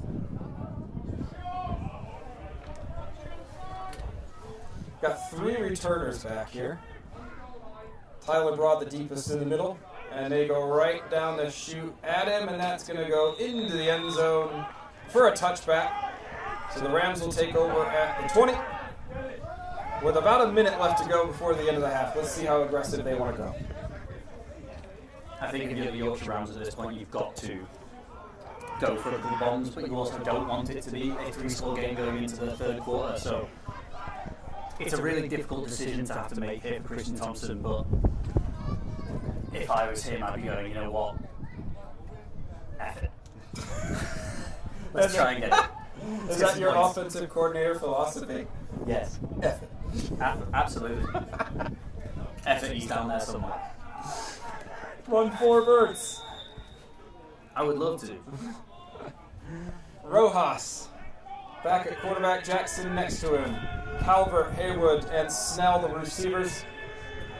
is they go play action. They go near side. Catch, caught, turns up field, and ran out of bounds. That's a nice play. Is that Ben Dolan on the reception there? On the reception again. That's going to be a first down. Good play for the Rams on first down. Get themselves somehow downfield and stop the clock. 18 seconds they may have just heard from down there. I've got headphones on now. I can't hear anything. That's okay. I can hear you and him. That's all we need. Rams trying to work quick. Got a timeout to work with, trying to see if they can get into at least field goal position before the end of the half. Rojas takes a look at the defense. Vikings drop back, 7 in coverage. Rojas looks to his left. Now he's going to scramble, tries to spin, and he's taken down. Isaiah Shibioba gets credit for the sack. Timeout Rams. He was sort of just a big wall that Rojas couldn't get around and ends up bringing him down. That will bring up 2nd and 15. Rams take a timeout. 6 seconds left in the half. And I don't think that's a bad timeout. Why not try to draw something up? You know, your impact's probably pretty minimal. Rojas did have time to throw there. He did. I was watching on this near side the battle between Owen Byrne and Enrique Baptista Borges. A good little battle. Owen had his hands on him. But you can only keep your hands on someone for so long when they've got that much time in the pocket. It's great, the offensive line keeping that pocket, but the ball's got to get out. It's all got to come out at some point. You know, on that, it has a couple times. That out route, that post to Hayward on a couple of drives ago, when the balls come out on time, it's looked really good. Really good. I think when you know you've got to get this much field position, this much field to get a touchdown, you need the time in the pocket. But the offensive line, they're humans too, not robots. If only. Oh, I think ours are as close as you get. 2nd and 15 for the Rams. Just the last play before the end of the half. 6 seconds. Rojas, he's got three wide receivers. He's got to jump, and flags come flying. We'll see who jumped first. They killed it before the play. That usually means the offense. Unless he touched. We'll see refs talking to each other through the headsets, trying to get sorted on the number and who it was that jumped first. Nobody seems to know yet. They finally called a false start. So we'll back it up 5 more and see what the Rams are going to do. It's a long way to go. You know, even if it's just a completed pass, even if it's just a nice crisp post pass to give you a little bit of momentum going into the next half. You just want a positive play, don't you? Yeah. I mean, full verts, clear the field, and let Mikey run would be what I'd be doing. But I'm a little scientist. In the analysis of Freddie Loach. Yeah. In all my offensive coordinator knowledge. Here we go. Rams set up, looking to hurl one deep. Let's see if Rojas can do it. Vikings really spread out on the defensive line, going to pressure outside in. And here it comes. They get it out quickly. That's going to be incomplete. There might still be a second or two because that one was so fast. I think there is. There may be just another second or two left on the clock, so they'll get another crack at this. 3rd down. We've got Dave Christie saying, "Go Vikings, the great heathen army." And always been a hard team. Oh, absolutely. Trevor Strutton saying, "Come on Rams, watching out for number 59, Rob." Nice to see you, Trevor. And Richard 91Q says, "The Ginger Ninja." I am assuming Big Red? No, it's Harrison. He's from Virginia, I think. Yeah. The Virginia Ginger Ninja. Yeah. Oh, wait, no, he's not Ginger. You say Ginger or Ginger. Virginia? Oh, I thought you said Virginia. No. I was just kidding. You're just making it a fact. 3rd down, Rojas wants to go deep. He's going to be met. Oh, big hit, but it's brought down. Snell makes the catch right around midfield. And I think that might be the end of the half. It is. Rojas paid for that one. He got hit very hard as he let that one go, but a nice catch by Snell gets them to halftime. And that's where we'll leave it. 14-0 to the Vikings. A bit of a roller coaster of a half. Rams defense definitely kept them in it, but their offense needs to get going. It's only a 2-score game coming out into the second half. We're still in for a competitive game, and I'll tell you what, from a personal perspective, Taylor, I'm looking forward to it not be running clock for the first 3 we've done this season. Oh, yeah, we'll get a full game then. Hopefully. All right, so we'll step away. We'll be back in about 15 minutes for the second half. Thanks for joining us here for Rams Football.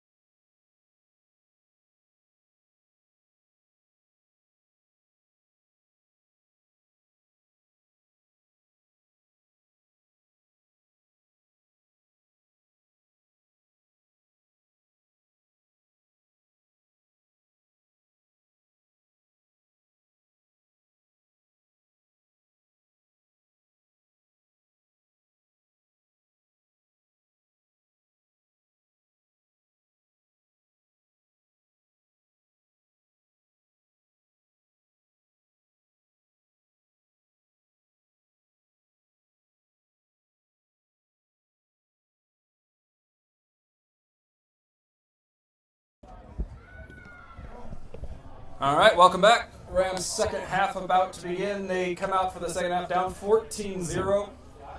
But looking to turn it around. It's been a whale of a game if you're just joining us.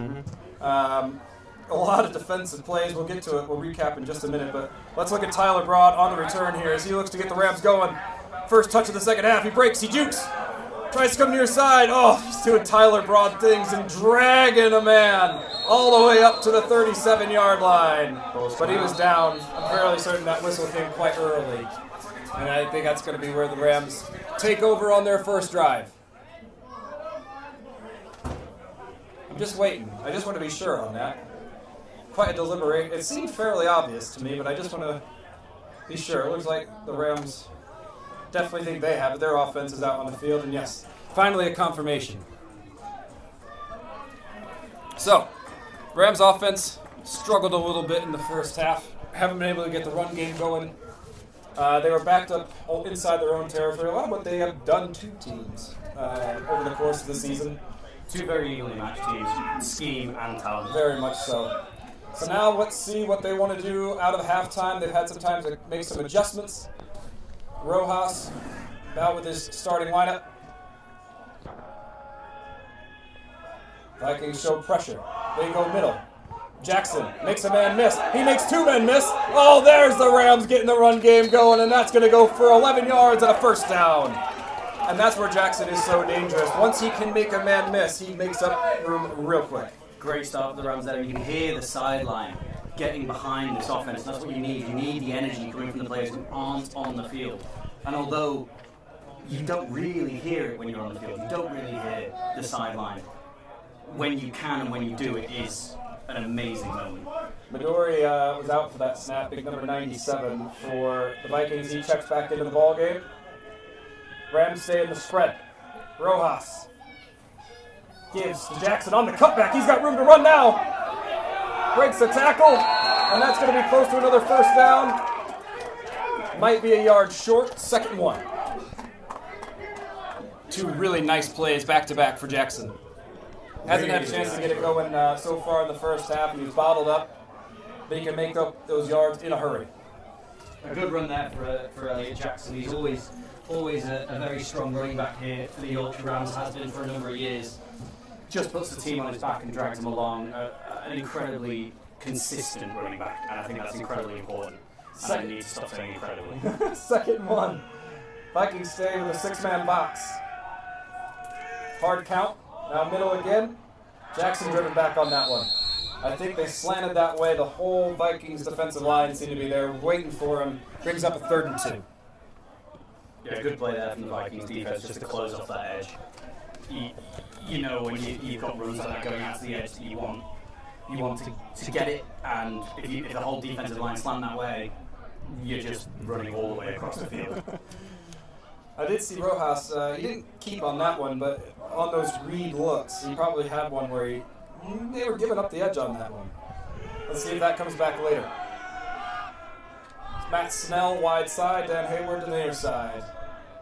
Low snap, recovered. Rojas, eyes up, now he decides to run. He's going to be close to a first down. That's really smart decision making. It's good quarterback play. Picks up the first down. First down's been given. Fantastic play there by Mike Rojas. Using his feet, sees nothing open, just lets himself get those couple of yards, get the first down, reset the markers. And this is what the Rams need, a couple of first downs to start the drive. Try to get some points on the board here. 14-0 to the Vikings, early third quarter. First drive of the third quarter. Aiden Calvert, Ben Dole in your slots. Nat Wise checks in at running back. Low snap again. Rojas handles. He goes to the sideline. Nice catch. Tiptoes. Liam Calvert with the catch for 5.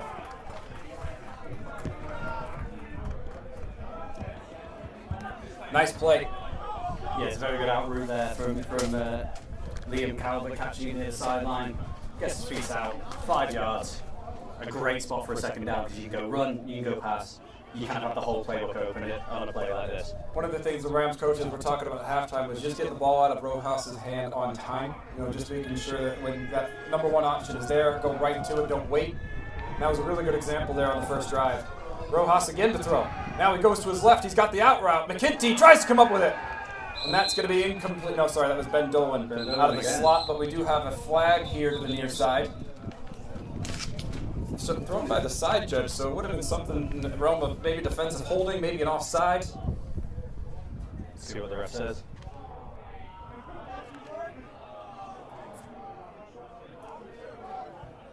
We wait for the call.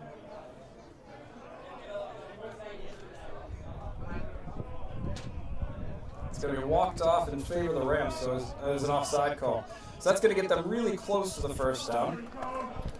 2nd and 1.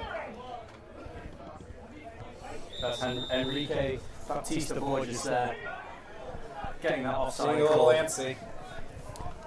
So 2nd and 1. Now the Rams can get aggressive. Let's see what they want to do. They're at the 19-yard line going in, looking for their first points of the day. They go play action. Rojas wants to go deep. Rips it over the middle. Caught! Right down around the goal line. I'm not sure if that's going to be a good replay because I got caught by the play action as well. That was caught right down around the goal line. I think Ben Dolan caught that one. Rams will have it first down at the 3. Take a look at the replay. They went play action. Then they went back over the middle. Caught downfield. Nice little play. You saw him lean forward trying to put it in the end zone. He's a little short. Back to work here. 1st and goal. Rams looking for their first point. Snap Wise at the running back.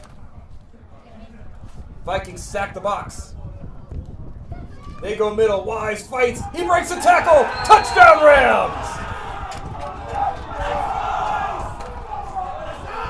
And you can see the sideline erupt after that one. Beautiful play. Just one broken tackle. And you can see what it means to them. As Nat Wise comes to the sideline, every player going over to him to congratulate him. A fantastic run. First score of the day for the Yorkshire Rams. Good power run game right through the middle. Had And they're up and running. Had to go through a little bit of contact. Trish Sarkar comes on to put on the extras. Mr. Automatic himself up and good, and that puts the Rams right back in the ball game. 14-7 points on the board on their first drive. Rojas looked really good on that drive.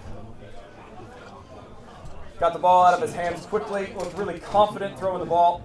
The Rams marched down the field and put points on the board. Love seeing a sideline like that. Absolutely erupt. I know I'm biased. I know I'm here for the home team, but that's good to see. And for as good as their defense was, the offense really needed to start putting together a drive, putting some points up on the board. And they did. A good mixture of running past. Jackson found a way to contribute on the drive where he was bottled up in the first half. Rojas looked a lot more confident throwing the ball. It was altogether a really good drive that put the Vikings on their heels and the Rams in the end zone. I'm not sure if anyone heard that. I apologise. We were getting some technical feedback about the stream. Take your mic off. I could. Pull it away from me.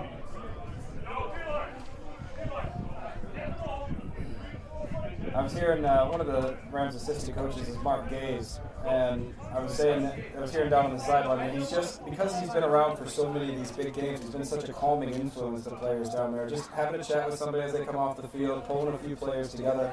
It's invaluable to have somebody like that on your sideline. He's always been that coach for the Rams. That player, that coach. He's been away for a couple of seasons. He's back now. He's a coach I love having around. Short kick from Sarkar, that's going to be fielded. Bottled up and dropped. Rams swarm the football and make a nice play. I saw Nat Derrick down there. That's Duro there with a big And tackle. Duro, big number 11 with the tackle on special teams. My 6-year-old son watches the Rams and he thinks that this is basically the NFL because they're on TV. Yeah. Right. And he knows Faith's and Duro's numbers. He's like, there's 85, Faith Arijoba. There's Duro, number 11. That's what's important. Love that. We want super fans. Oh, yeah. I want more people's children like that. So Vikings come out for their first drive of the second half.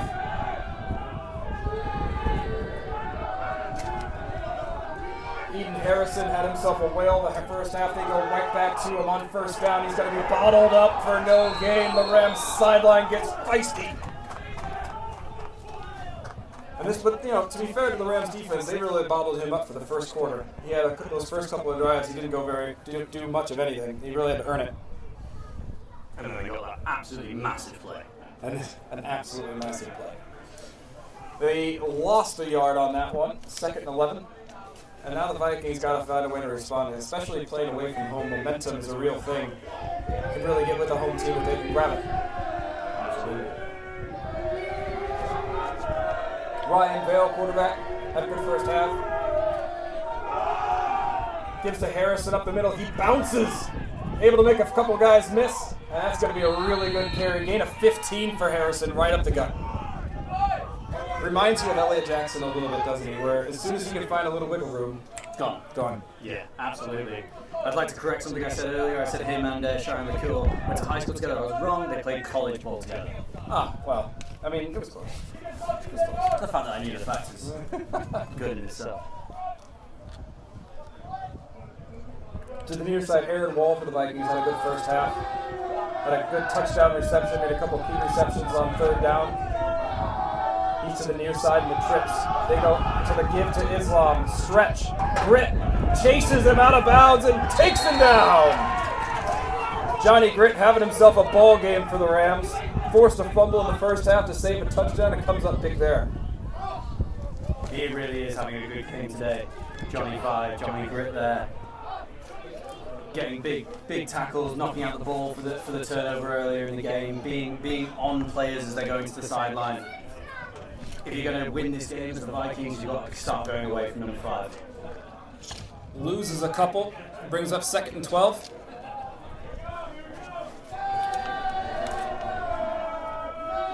Vikings do trips to the far side. Faith Harry Job in the DN near side. They go middle. Islam finds a seam. Lewis Young, the linebacker, tracks him.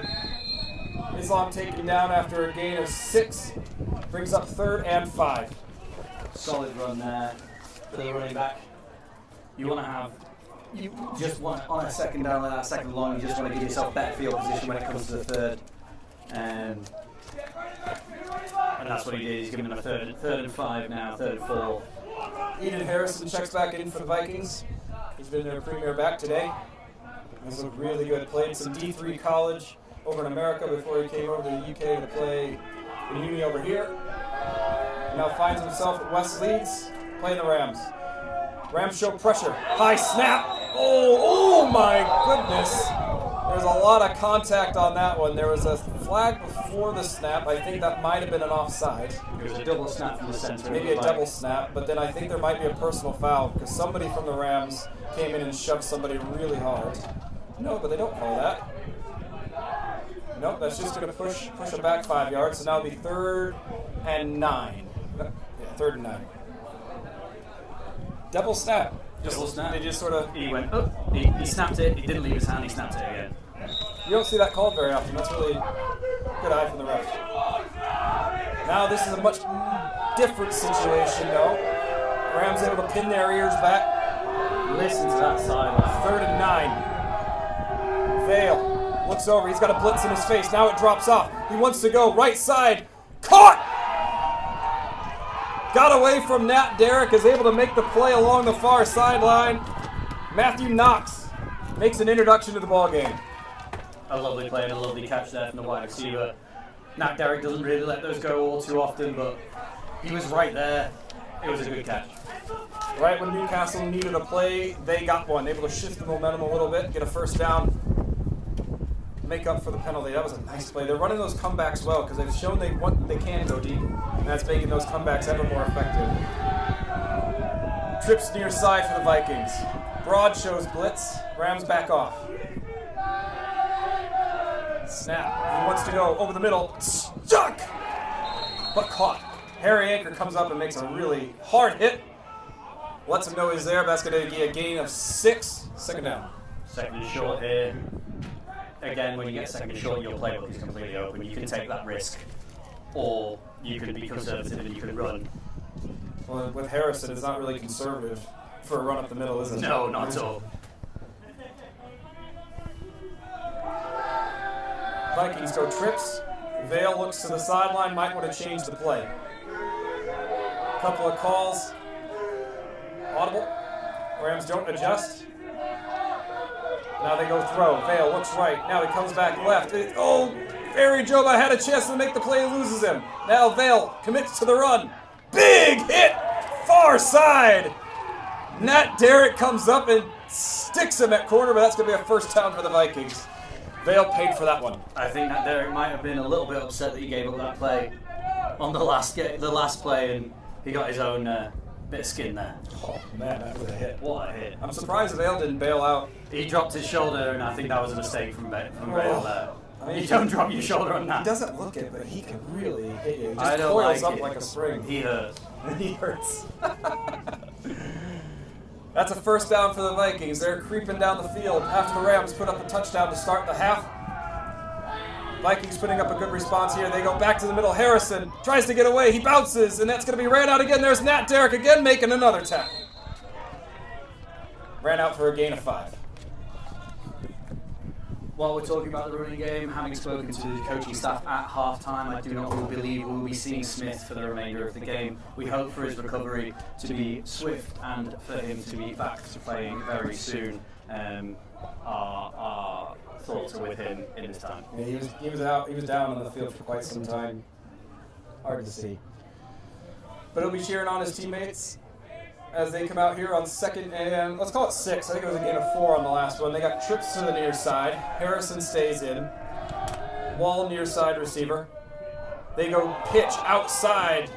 Try to set up the outside zone. Broad hangs on and takes him down just before the first down. Call it a gain of 3. Brings up third down at about 1. Little wrestling suplex there from Tyler Broad. That's the thing when you go outside, you bring players like Broad into the game. Because when you run up the middle, he's playing those sort of outside linebacker positions, nickel positions, and he doesn't get involved much in the inside run game. But when you go out that way, he's going to track you down. Absolutely. This is a big third down for the Rams. Rams gave up 1 early in the drive. See if they can come up big here on 3rd and short. Islam, the running back. Straight trips. Young shows pressure. They go middle. Can they bring him down? It's going to be close. It's going to be really close. I think he may be short. Big pile of bodies though. Looking at where the refs have him spotted, I think he's going to be short. We wait for the spot. Yes, and the Vikings offense stays out. 4th and, let's call it inches. Oh man, this is a big one. Don't jump. Don't jump. Ears closed, eyes open. Don't jump. Islam stays in at running back. Harrison stays on the sideline. Get his helmet taken care of. Now let's see what the Rams want to do. Do they throw a stud? Do they blitz? Vale looks it over. He goes play action. Now he rips it over the middle. Tipped! And broken up! Broad had the chance for the interception, but it's all right. It falls to the turf because that's a turnover. Daniel Barker there, DB, big number 26 with his beluga whale Zenith trench helmet, making that block, getting the arms up. Again, like we said about Lewis, returning to the game from injury before this game, his first game back. Big play there to stop them on 4th down. 2 long drives into the 3rd quarter, about halfway through. Rams trailed 14-0 to start the half, came back and got a touchdown first drive out. This will be their second, and they looked really good on that first drive, Freddie. They looked really good on that first drive. It's impressive to see. Hopefully, if we're going to get something similar to last game, we come out on top. But these are 2 fantastic teams going against each other. I'm just enjoying watching football. Me too, it's a fun game. We knew it would be. Rojas gives to Jackson. No, he keeps. He jukes. Can he make it move? Oh no, but he slides down. He had Calls for a horse collar there. yeah, Joe Midori was there, big number 97, and then he slid, so I don't think you could really get a horse collar on that one. No. When you got arms the length of Joel, you can see from here, he can almost scratch his knees with the length of his arms. It's incredible the wingspan that man has, and when he gets his hands on you, that's about it. I've been told they're both extremely nice as well. They are. Midori and Shibioba. Huge people, but very nice. Massive. So Rojas picked up about 5 on that play. Brings up second down. He's got the spread. And now he goes to throw. He goes sideline, and that one's going to be probably pretty smartly dropped by Jackson near the sideline. It would have been a loss had he caught it. Brings up 3rd and 5. That's at number 24 coming in again, trying to make that big hit. He did it earlier on a very similar play with Trish Sarkar, and now he's coming in. He almost lines it up once again. Yeah, that's Chris DeJambe out there, number 24. Did pretty well at corner today.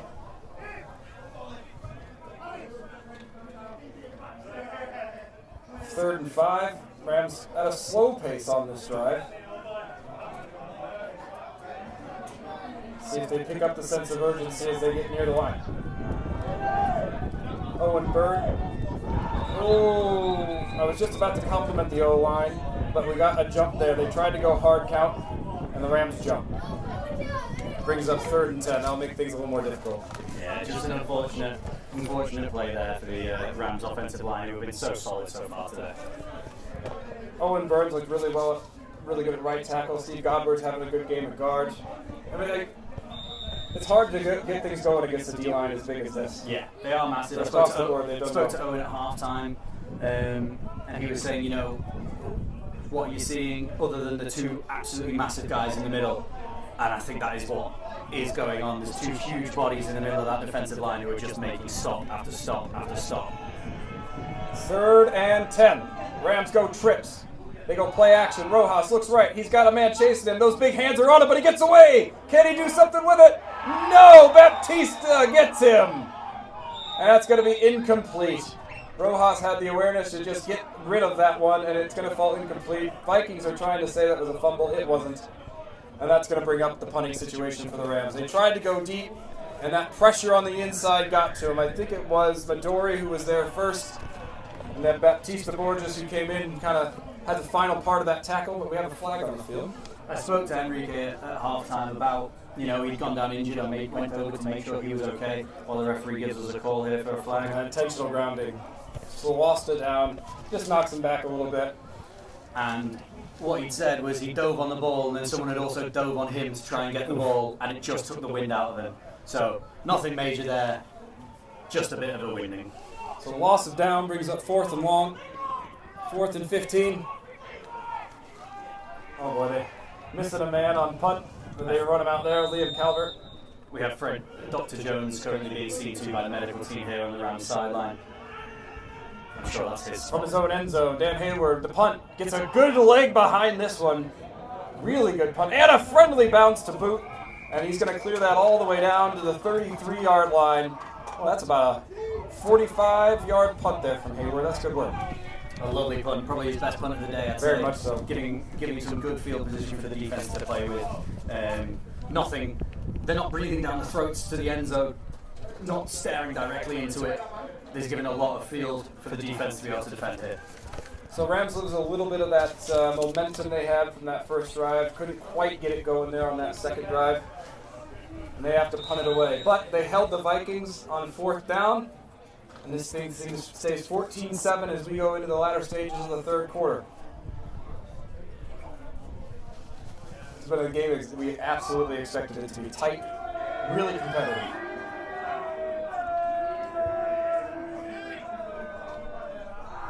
Pass. Oh, it's man-to-man. Harry Joba's got a chance. If he can chase from D-end, he gets a hand on him and brings him down! Not going to call it a sack. He does get a gain of 1, but a really nice chase down from the D-end. Some speed there on Faith Arajoba. He is quick now. I thought maybe he took a bad angle, but he was able to make up for it with his long arms that he got. Just got a hold, wouldn't let go. Unfortunately, we have a Rams player down on the field here, Daniel Barker, so we'll take a little break. While we have time, Taylor, do you want to give us some sponsor reads? I'd love to. I know you would. Well, our sponsors today are Awesome, Holland Hills Cars, Kendall Mint Company, and O'Neill's Leeds. Awesome, from everything from garden to the workshop, Awesome has the tools and the equipment to help you get the job done. Holland Hills Cars always knows how to put a deal together for quality used vehicles and exceptional customer service. Visit Holland Hills Cars. Kendall Mint Company has been known for generations. When you need to go the distance, trust Kendall Mint Company. And O'Neill's Leeds, if you're not here, if you're watching from home, make sure to get down to O'Neill's Leeds after the game. Get ready for the big one tonight. This is just a warm-up for a good day of sport. Two very different accents playing against each other. Second down, Harrison tries to find some space up the middle. Not much room to go. Alex Saunders down there in the action. All a little tied up with each other.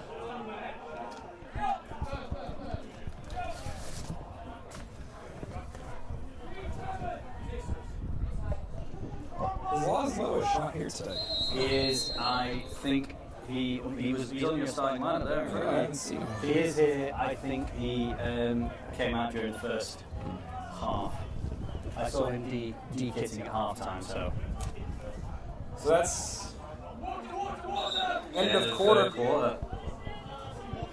Oh boy, it all comes down to one quarter. Down 14-7. Division 1 North and Div 1 up for grabs.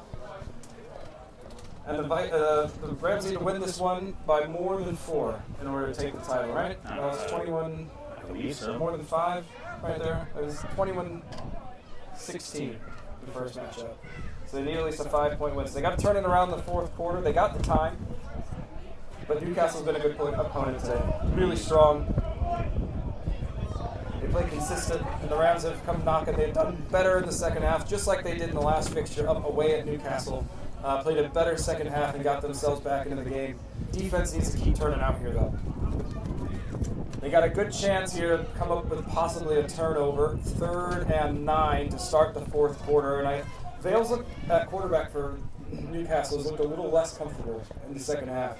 Even when he's had time, he's tried to go over the middle a bit more, and he's looked a little bit hesitant at times.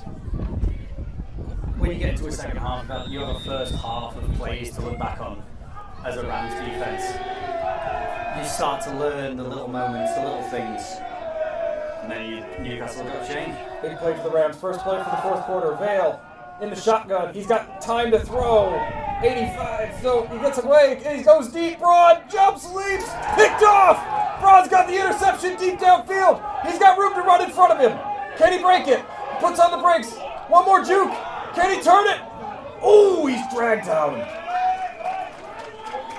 Wow. What a play. Tyler Broad with the turnover. Do you want to say it or should I? You do it. Do not throw at 23. He will take the ball from you. Don't throw it in. Don't kick it in. Double coverage. Just catching the back end of this return here. He got taken down hard by an offensive lineman on the far side, but a great return from Tyler Broad. Flips the field and puts the Rams in the driver's seat. 14-7. They need a touchdown, but they got the field position about the 28-yard line going in. Fourth quarter, early. Rams trailing. They come out in the gun. Good field position. Calvert, Dolan in the slot, Snell, Hayward out wide. They give middle for Jackson, and that's one's going to be closed up quick. Eaten up by that big defensive line in the middle, 97-96, number 1. Very popular numbers we've seen in there all day for the Vikings making plays. 2nd and 10. John Midori a little slow to get up there. But he's not the type of player to come out. From what I've been told, I believe he played a game with a dislocated shoulder, so anything less than a broken bone, I think he stays on the field. Even then. Yeah, you'd be running a risk telling him to come off. Skinny box, Newcastle shows blitz. They go back to the run game. Jackson looks for a room to cut, but he's not going to be able to do it. Drag down backside. Baptista Borges. Closing in from that backside. DN brings him down for a gain of 2. 3rd and 8. All of a sudden, it's a really tough situation for the Rams already on this drive, where they need points. Early fourth quarter. Jackson steps out. They've moved number 96. Jay's now playing defensive end instead of defensive tackle, so they put a massive body on that right-hand side. He's no longer playing the interior with Joel. You've got Joel and Jay on one side of the line, Enrique on the other. Alistair Gannon checks in. Number 75 at D tackle.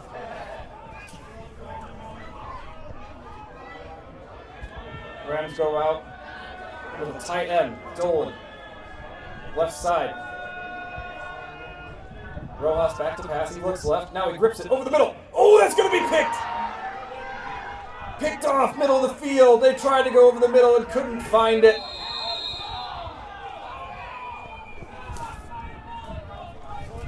Going to try to find you a number on that one. I didn't see who picked that off. Let's see if we can take a look on the replay. Robbie Brompton, I believe, is the name. We can see here. He tried to throw it over the middle, but it was triple covered. The linebackers did a really good job of dropping back on that one. And picks it off. That is Robbie Brompton. It's a turnover, but the Rams still have time. Tough to waste a turnover with the turnover of your own. But when you're chasing the game, sometimes you got to take a little run at it. Just while we have a bit of a break here, I've got a question. Why no Bulmer? Ollie, he is working as a paediatrician today, so he's not available for the game. Spoken to Connor before the game, that was his explanation. So, Rams need to come up with another one on defense, need to come up with a stop. Newcastle has struggled a little bit offensively in this half. Islam, the running back. They go middle. Chase down quickly. Can they complete it? Yes, they do. Good pursuit from the Rams defense. Russ Paulson there, I think, on the stop. Gets up with the swagger of 1,000 men, so I'm going to assume it's going to make that play. You do have a good turn of phrase, man. It's from being bullied. You become funny. Is that why you became an actor? Was that it? Yeah, I get to pretend I'm happy. Just use all that pain. Yeah. Coming to drama school one day and they went, today we're going to tell everyone about the worst day of your life. Back to football. 2nd and 11 for the Rams. Vale looks right. He wants the screen underneath. Complete. Derek sticks it. Right there to make the play. Stick it to him. And he's going to lose quite a few on that. That screen has not worked out for either team when they tried to run it today. A really nice play there by Nat Derrick. Getting up into that screen through the blockers, blows up the play for a loss of yards. That's going to bring up a long 3rd down for the Vikings. 3rd and 11, which is exactly what the Rams need to do on this drive defensively, is just not give an inch, not give a yard, and see if they can get a quick turnover, give the offense some time. Eden Harrison checks back in. They go trips far side. I wouldn't be surprised to see them go back to Harrison and keep the clock running here. Rams show heavy blitz. 2 linebackers and a safety all come down. They all bail. Pass. Vale looks for it. It's going to be stopped. Lewis Young comes up, and then there's Ari Joba to clean it up. There was a flag in the backfield. I think I heard a pretty loud reaction from the Rams, which is usually a hold. It seemed like there was a hold, flag in the backfield, and then a big attempted block by Eden Harrison on Lewis Young there, and I think he came off worse, unfortunately for Eden. Waiting to see what the flag is. Holding. And the Rams are going to accept it and make them replay 3rd down. Play a little of the field position game, run a little gamble.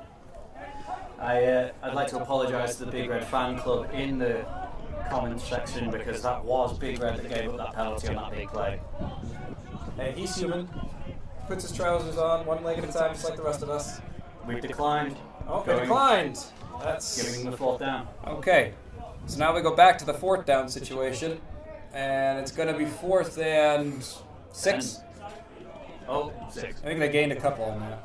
I was looking at the down mark and not the ball. And it had not I yet moved. I could see that either way. What would you do on that penalty situation? Knock them back a further 10 yards? Take the time. Yeah? Take the time. I would. Okay. Broad, the deepest man back on the to receive. Nat Derrick a little bit further up from him. There's the punt. They try to keep away from Broad, but no, they go right at him. Ooh, Broad fumbles. Can he make a man miss? Makes the first man miss. Going to be corralled thereafter, though. Never really got up ahead of steam. And that's where the Rams are going to have to start, right about the 30-yard line. Connor Jobe there, first man to the ball. Number 10. Good play. Bringing down Tyler's no easy feat. He just took his eye off it. I think it might have been swirling a little bit in the wind and it just went off his fingertips to start. Couldn't really get going. Well, I'm looking at the trees and the bushes around West Leeds at the moment, and they're all going in different directions. I don't know how you can possibly kick into this wind and know where it's going to go. So we're getting into the middle stages of the fourth. Rams need a touchdown either on this drive or the next because time's running a bit short. Trailing by a touchdown against Newcastle here at West Leeds. It's been a good ball game. A lot of big plays all over the place. And the Rams need one now. They go middle to Jackson. Can't make a man miss, and that's going to be eaten up inside. Midori was the first man there, big 97. Gain of 2. I'd like to see the Rams start working a little bit faster on offensively as well. Kind of slow back to the huddle, but that time's a waste, and I'm going to try to conserve a little bit if you can. Especially when you're running the ball so often, the clock keeps running. They need to go back to the air, though. One pick does not a quarterback make. Nope. And you need, they still need 2 scores to be top of the division. Scoring 1 would be great, but it doesn't change where you sit. Rojas goes to work. He didn't see the snap coming. He picks it up late. Fires quickly. He's got Calvert who picks it up, but he loses ground after making the reception. And I think altogether that's going to mean about a loss of 3. I don't think Rojas was ready for that one. No, I don't think so.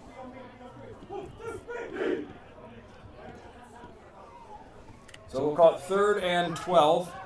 Not what the Rams would have hoped for on this drive. Dolan checks in. You just feel that fourth quarter tension. I know, I can both feel teams it. can feel it. I can feel it up here. I'm very stressed. Every play just means something. Everybody's locked in. Doesn't mean something, it means everything. Football at its best. Adam Woodhall checks in at receiver. He's near side next to Liam Calvert.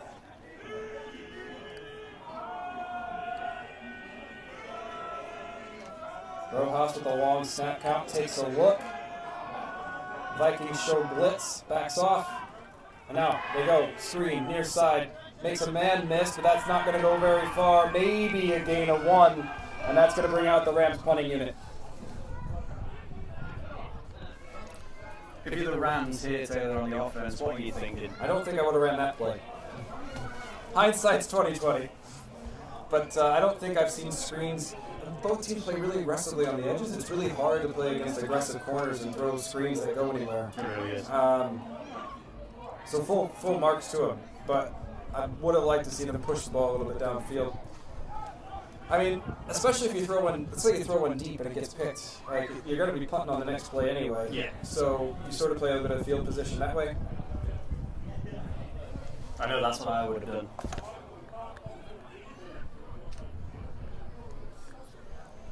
Fourth down for the Rams. Hayward out to punt.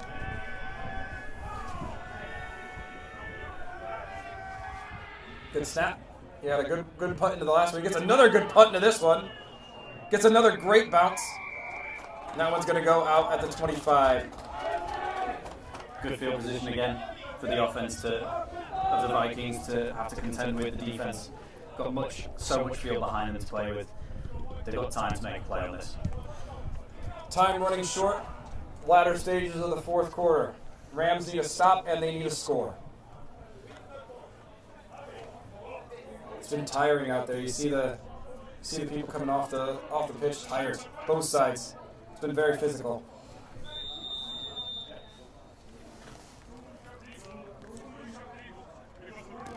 First and 10 for the Vikings. The backup quarterback Ryan Vale's done really well today, his first start of the season. Now he puts a man in motion. They go underneath to Harrison. And he's going to be wrapped up by Broad. Good tackle. Chases him down after about a gain of 7.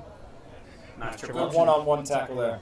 That seems to be a triple option there. He could have given it to the jet sweep, could have kept it, could have handed it off to Ian Harrison. He gave it to Harrison, who gets I would approximately too. 8 yards. He's really good. 2nd and 2. Kind of really is that simple, and give it to you, good guys. Yeah. Especially when he's right next to the quarterback ball. So they stay in trips. Rams have had to stay pretty thin in the box because of that, so they can't bring a lot of extra pressure. motion again. They go to the air. Vale wants to go deep, down the left, towards Faye at quarterback, and that's going to be overthrown. Just a little bit overthrown for the intended receiver, Aaron Wall, who's been their deep threat today.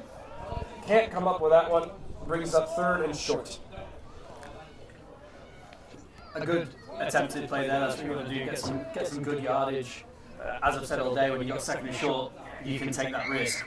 Now they're on 3rd and short. If I was a betting man, do you think Eden's getting it? I would assume Eden Harrison is probably going to get the ball. I would think that too. 3rd and 2. Rams. 6-man box. Spread out by the trips. Ooh, did he get back? No, they're going to say... I don't know. There was a jump, but it looked like the Rams got back. But they must have... I don't think they made contact. It's a cheap one for the Rams to give up if they did. Oh, and they're going to get the benefit. False start.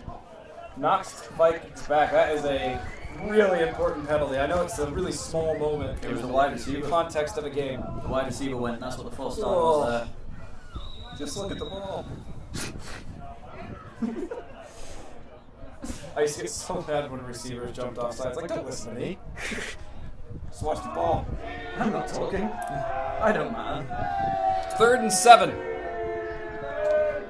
Snap. Vale looks left. Lets it rip. Into the sideline. Incomplete. Looking for the comeback to Wall.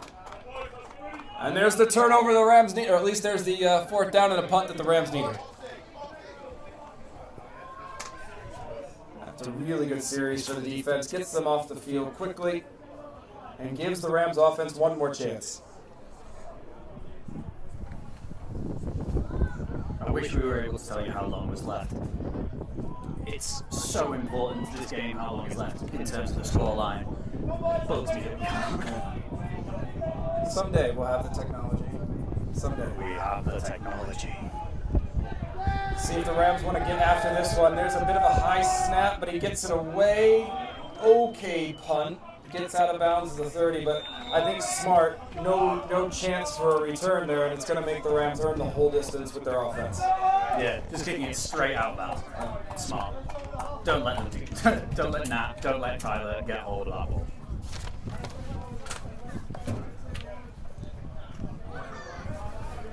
So on the changeover, let's get our sponsors.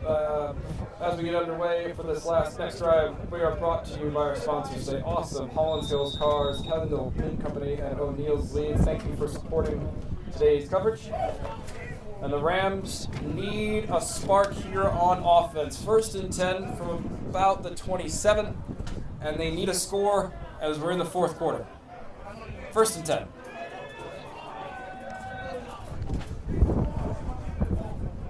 Spread formation. Rojas gives. Jackson leans.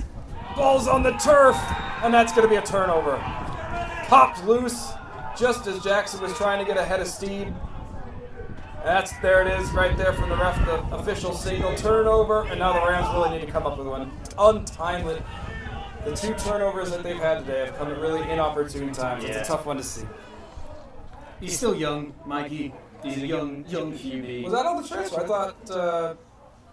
Jackson just put it on the turf. That was after it was a run, wasn't it? Yeah. I took the interception earlier. Yeah. Oh, yeah. Mikey's a young QB.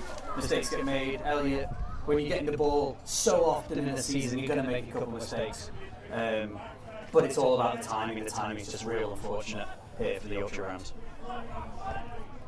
1st and 10 for the Vikings. Rams need a stop, preferably a turnover. Time's getting late. They go motion, make it spread. Vale to the air. Pumps, wants to go deep. He's got a man, he's got Wall. I don't think so. I'm pretty sure that was incomplete. Yeah, I got the signal from the refs there. The sideline got really excited, but I'm pretty sure I saw the ball hit the turf.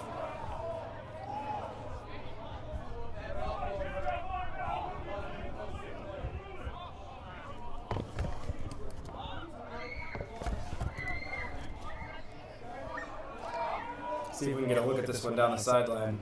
No, just caught the tail end of it. That was a nice decision. It was actually kind of surprising to see the Vikings go deep off the turnover. I thought they would be more looking to milk clock at this point, but looking to go get one here and really ice this game away. Up 14-7, late fourth quarter. Second down. They go motion again. Corner. Goes right to left. They go middle. Harrison's got a beat. Hesitates. Makes a burst into the Rams secondary. Pushes the pile forward for a first down. Good running back. Makes a good play. Very good run there for Ian Harrison. Takes the jump cut. Finds the cap. Carves with the defense. As soon as he's able to, if he gets patient behind a blocker, he's almost going to deliver 7, 8, 9 yards every time. Yeah. There must be something that he's doing on the field as well, because everyone seems to be going one direction and then he just cuts the other way. I imagine he's got good eyes to be able to see, to be able to fake out these defenders. First and 10 for the Vikings. Inside the red zone, 14-yard line.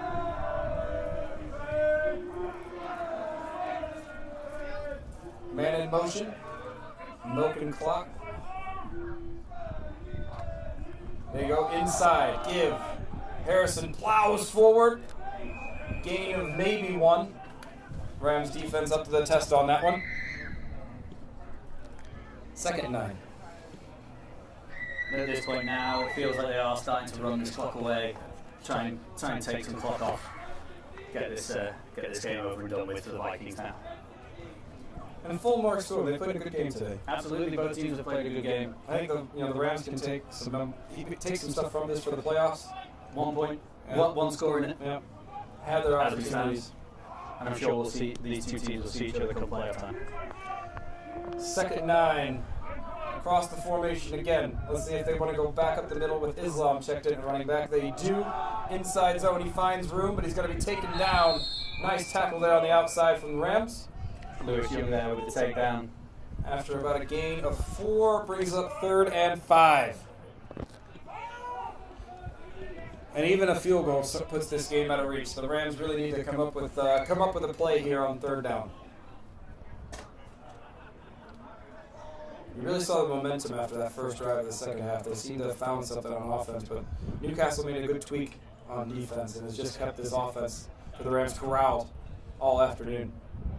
It's one of those things, we've said it every game, normally we're saying for the other side, momentum is fickle, and they have momentum, and unfortunately, it was stolen. Play clock's getting on. Vikings gotta go. Vale gets it off. He goes for the pass. Chris is found down.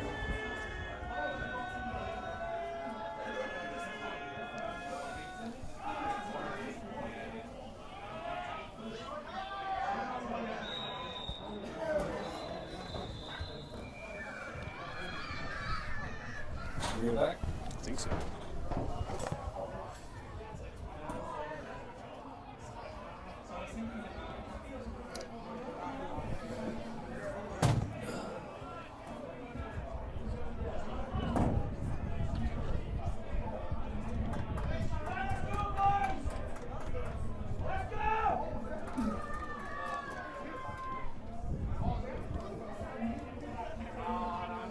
All right, we're back. Sorry about that. We had a little bit of a problem getting our stream back online, but we're still here. Don't you worry. Rams first and 10, down 20-7. Let's see if they went for a screen on first down, but then picked up a penalty, so now they've moved the ball forward to about the 40-yard line. Rojas in the shotgun. He's got to go deep. He gets it off before he's hit. He gets it away, and that's caught. Gain of 4. Clock keeps running as he wasn't able to get out of bounds.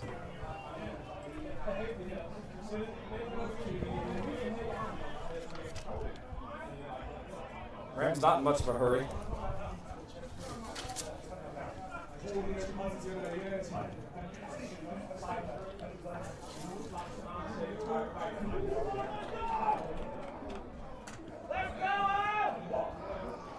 Rams come out 2nd and 6. Snell to the near side. He's got Castro and Dolan next to him. Looks to pass. Rojas rips it to the sideline. Caught First down again, Leroy. Love hearing them shout out for him when he makes a catch. Leroy! Back-to-back first downs for the Rams. When they get that pass game going, they really can. It's nice to see them grip it and rip it a little bit. Rojas looks good when he puts a foot in the ground. Rams come out and trips. Snell on his own far side.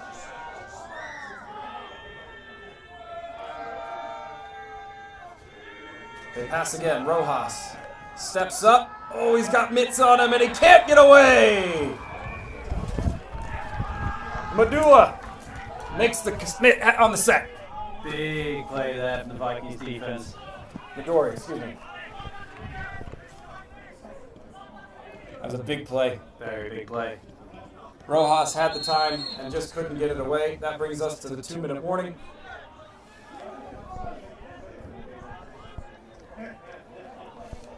Nice to see the offense still going out there trying to get it. But they're going to be set back here, second and about 14. They've been able to chew up those underneath routes a little bit on this drive, hitting back-to-back on the sideline.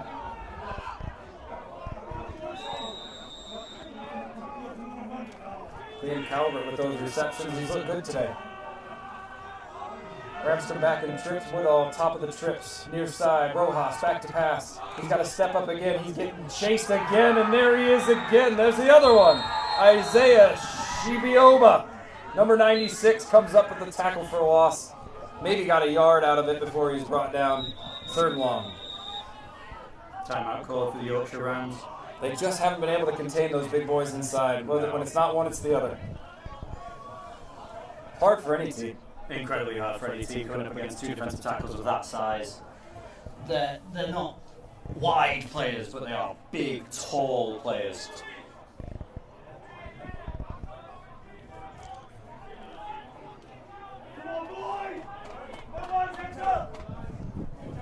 It has been nice to see the Rams sideline has stayed fairly positive throughout the fourth quarter. It's quieter, but they haven't gotten done. There's still more games to play. That's the nice part about doing well all season. Yep. Still more games to play. Yeah, the season's certainly not over with a loss here. They'll come in wanting to win, but it's two very talented teams, two very even teams. If you had to give a man of the match today, who would it be? Which side? Which the game? Generally, the game. I've got to say Ryan Vale. I think so too. I think so. The QB for the Newcastle Vikings coming in first start for the team. He's played an exceptional game. He's run this offense incredibly well. He's put them in good field position. He hasn't looked like a guy without experience. Nope. He's looked really composed all day. Rojas trying to make something happen here for the Rams inside the 2-minute warning. Third and long. Needs points, needs them now. Drops back, lets it rip. To Snell, down the sideline, off the hands! Oh, he got behind the corner, had a ways to run, and just couldn't quite catch up. So close. A Man, really that good was- pass. that was- a really good route. Rojas showing off the arm on that one. Went deep. Put it out there for Snell to go get, and he had to make up some room, but that did just go off the hands. Right at the last second. Timeout Vikings as they look to prepare for the Rams staying out on the field for this fourth down. They want to talk about it.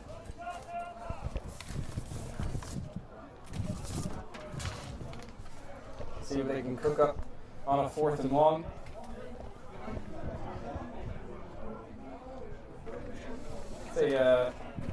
For those worried in the comments, a couple of people are asking about the stretcher.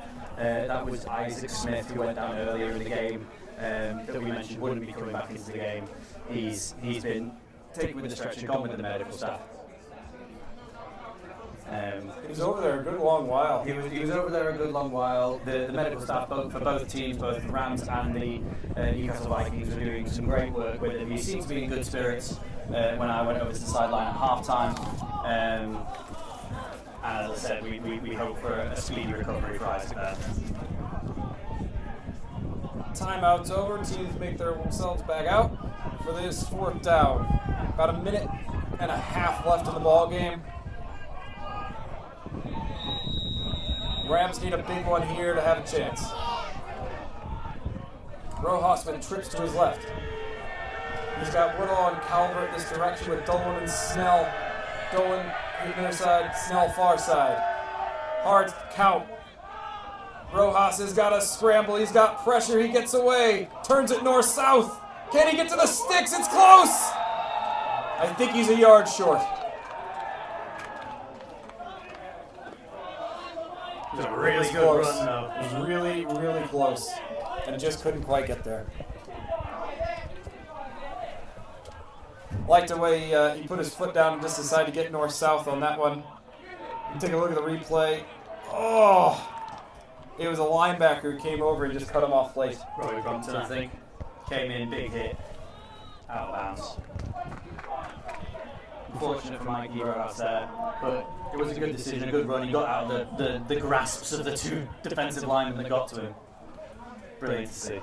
He's had to do a lot of work to get out of the way of those D tackles. That's a tough, long day as a quarterback, but you got to be dealing with all that. Absolutely. So the Vikings come out probably just to seal this one. Up 2 scores, about a minute 20 left. Maybe a couple of kneel downs. Let's see what they want to do here. Eden Harrison, who's had a really good ball game today. Running back probably could be another contender for MVP today. They give him the ball again. He bursts up the middle. Could be gone. Oh, that's the one that the Rams have been trying to prevent all day. Harry Anchor gives chase and can't get him. That is the one that the Rams have been trying to prevent all day long, and Eden Harrison finally finds Pater on a long run to end the ball game and ice it away for the Vikings. Pressure comes, and just no safety help in the middle, and he's off and away. Anchor did really well to try to give chase. He gets a hand on him. And just couldn't quite get there. Oh, tough one. When it's going your way, it's going your way. It really is. It's a good in terms of the scoreline. I'm not sure that it shows a true reflection of the game in terms of how competitive it's been, but the Vikings have just got those big plays to get the big scores. They've converted when they had to. Their offense has been fairly consistent all day, where the Rams have sputtered a little bit. And they get their pay dirt on the long run to end the ball game. Probably about a minute left. That brings it to 27-7.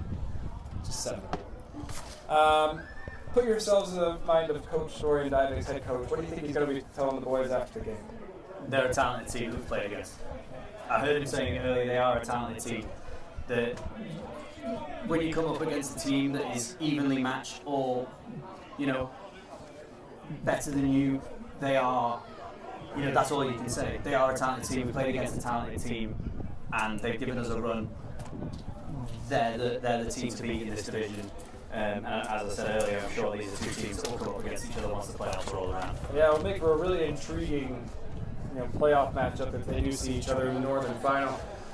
Because it's really hard to beat a team 3 times, let alone twice. Once it's like the Rams will have now seen probably every punch that Newcastle can throw. And then you got one game where it all really matters. It happened last year to us. We played Merseyside twice, beat them twice, faced them handedly, faced them in the playoffs, they beat us, knock us out. Yep. Just got to be good on that one day. But today has not been the Rams' day. They look to wind this one up. Nat Derrick back to receive. Foot in the end zone, and he brings it out. Got a head of steam. Hands on. Makes a man miss. And finally wrapped up and brought down. It's a difficult one when you have to jump over a player that's on the floor. That was Sharif El-Shankari who made the hustle play there on special teams. First down for the Rams at the 30-yard line. Couple of plays left to see this one out. Late fourth quarter. Probably about a minute left or so. See what they want to do to wind this one out. Joey McKinty comes on at wide receiver. Adam Woodall the other side. Trish Sarkar in the slot along with Ben Dolan. You just slinging this, Taylor? Oh, yeah. In the words of Freddie Loesch, F it. That one will stay with me forever. I think we need a t-shirt. Rojas back to pass. He's got a man over the middle. Ooh, he had two over the middle. And McKinty comes up with the catch. Bendo. Oh, sorry. They look really similar to me. Ben Dolan with the catch. White guys. Gain of 10. Wearing 18. Timeout Rams. Looks like they had a couple of crossers. They had Sarkar coming on a drag over the middle. And then Dolan was coming more on a square in. He was able to make the catch. 1 minute and 3 seconds remaining in the game from the referee there. Oh, nice. And some words from the defensive captain of Yorkshire the Vikings telling his fronts to stop talking to Eden Fay. Eden Fay being someone who played ball up in the northeast, so he knows many of these players from his time at the Vikings. Trips for the Rams. McKinty alone to the near side. Corners are given plenty of cushion. Rojas back to pass. He comes, uses that cushion. McKenty makes the catch, makes the man miss. Now he works the sideline. Nice play for the Rams. Gain of 17.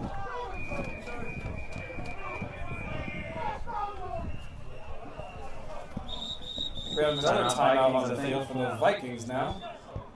Not really in any danger of losing this one, but I think this is a, hey boys, let's focus up kind of call. yeah.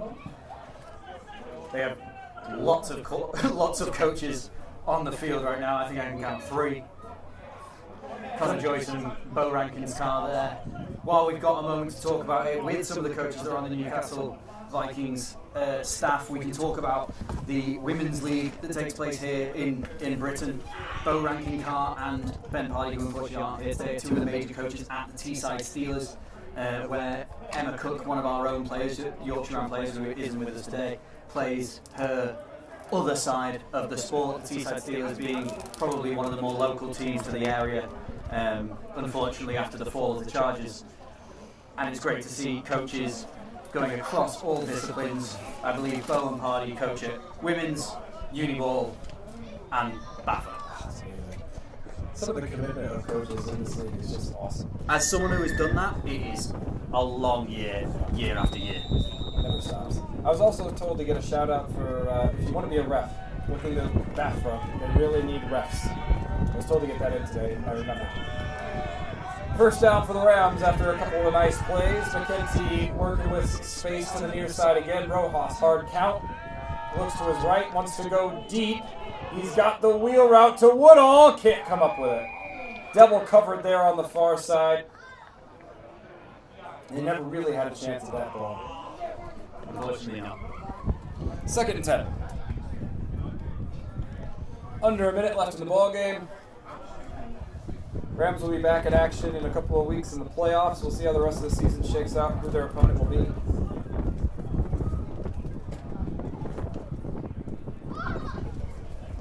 But bar a Newcastle loss in the playoffs, this will probably be their last home game of the season.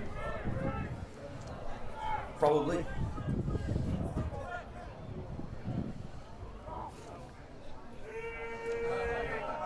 Newcastle's DB's backed off, expecting pass. Here it comes. Rojas steps up, and he's going to be sacked. He hasn't made himself known a whole lot today, but he does there. And Baptista Borges comes up with the sack. That's going to put us near the end of the game. But another timeout called by the Rams, just trying to get some people on the field before the end. Rob Strutton checks on it. Offensive line for Owen Byrne, who Is in some pain. he's got a shoulder that looks to be out of joint. I've been there, and that is not nice. It hurts. I've also been there. He's not someone that comes out if it's anything less than life-threatening, so you hate to see it. A leader on that offensive line, an absolute monster, one of the only people I know who doesn't play in gloves. Yeah, and why would you? Grip, cool, swag. I saw Faith Arijova wearing a. It was like you know, like you wear like a wrist thing for sweat. Yeah. A wristband. Wristband. A sweatband. Yeah, they had one on his ankle. Cool. And I'm like, what's that for? Ankle Those sweat. sweaty ankles. Short and long for the Rams. Rojas back to pass. Goes over the middle. He's got a man. Dolan can't make the grab. Safety steps up and makes a play, knocks it loose. I think that was Chris DeJambe who came up and made that play, though I couldn't quite see a number on that one. Whoever it was, they came up and made a rock of a hit as Dolan tries to bring that one in. That was a really, really nice play. Maybe it's Johnny Frayne back at safety. Just sat on it, wait for it, timed it well. Bang. 4th down for the Rams. Time winds down. About 30 seconds or less left in the ball game. Could be our last play here.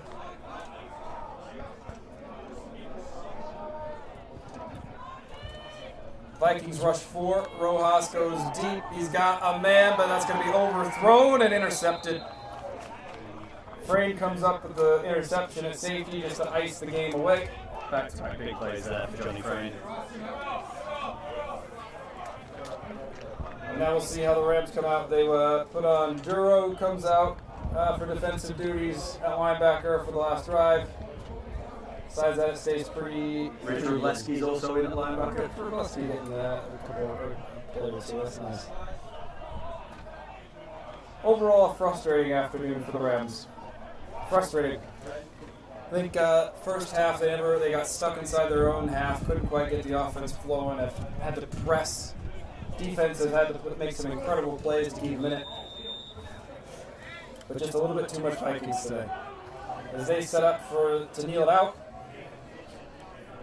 Under center for the first time today. Oh God, look at that. Not a pretty snap, but it got there.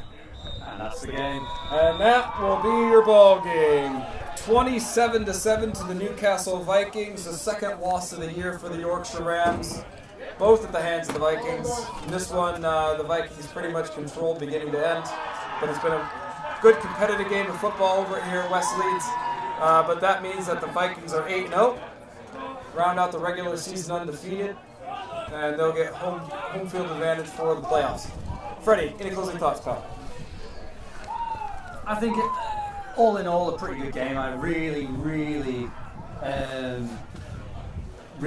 enjoyed watching today. Really enjoyed commentating on this game. A competitive game, 2 evenly matched teams. Obviously the scoreline is a 20-point difference in it, but 2 great teams taking on each other. And this is what you want to see when it comes to spring ball. You want to see 2 impressive teams taking on one another and going blow for blow for a full 4 quarters. If we don't have a home game in the playoffs, then I'd like to say thank you to everyone who's joined us for any of our streams so far this season.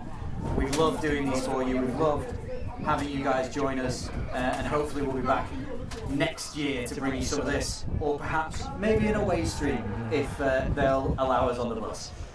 That's it for us at West Leeds today. From Freddie Loach, I'm Taylor Emlin. Rams go down 27-7 today, but they'll be back for playoff football, so keep an eye on their socials for when that is. That's it for us at West Leeds. Thank you very much.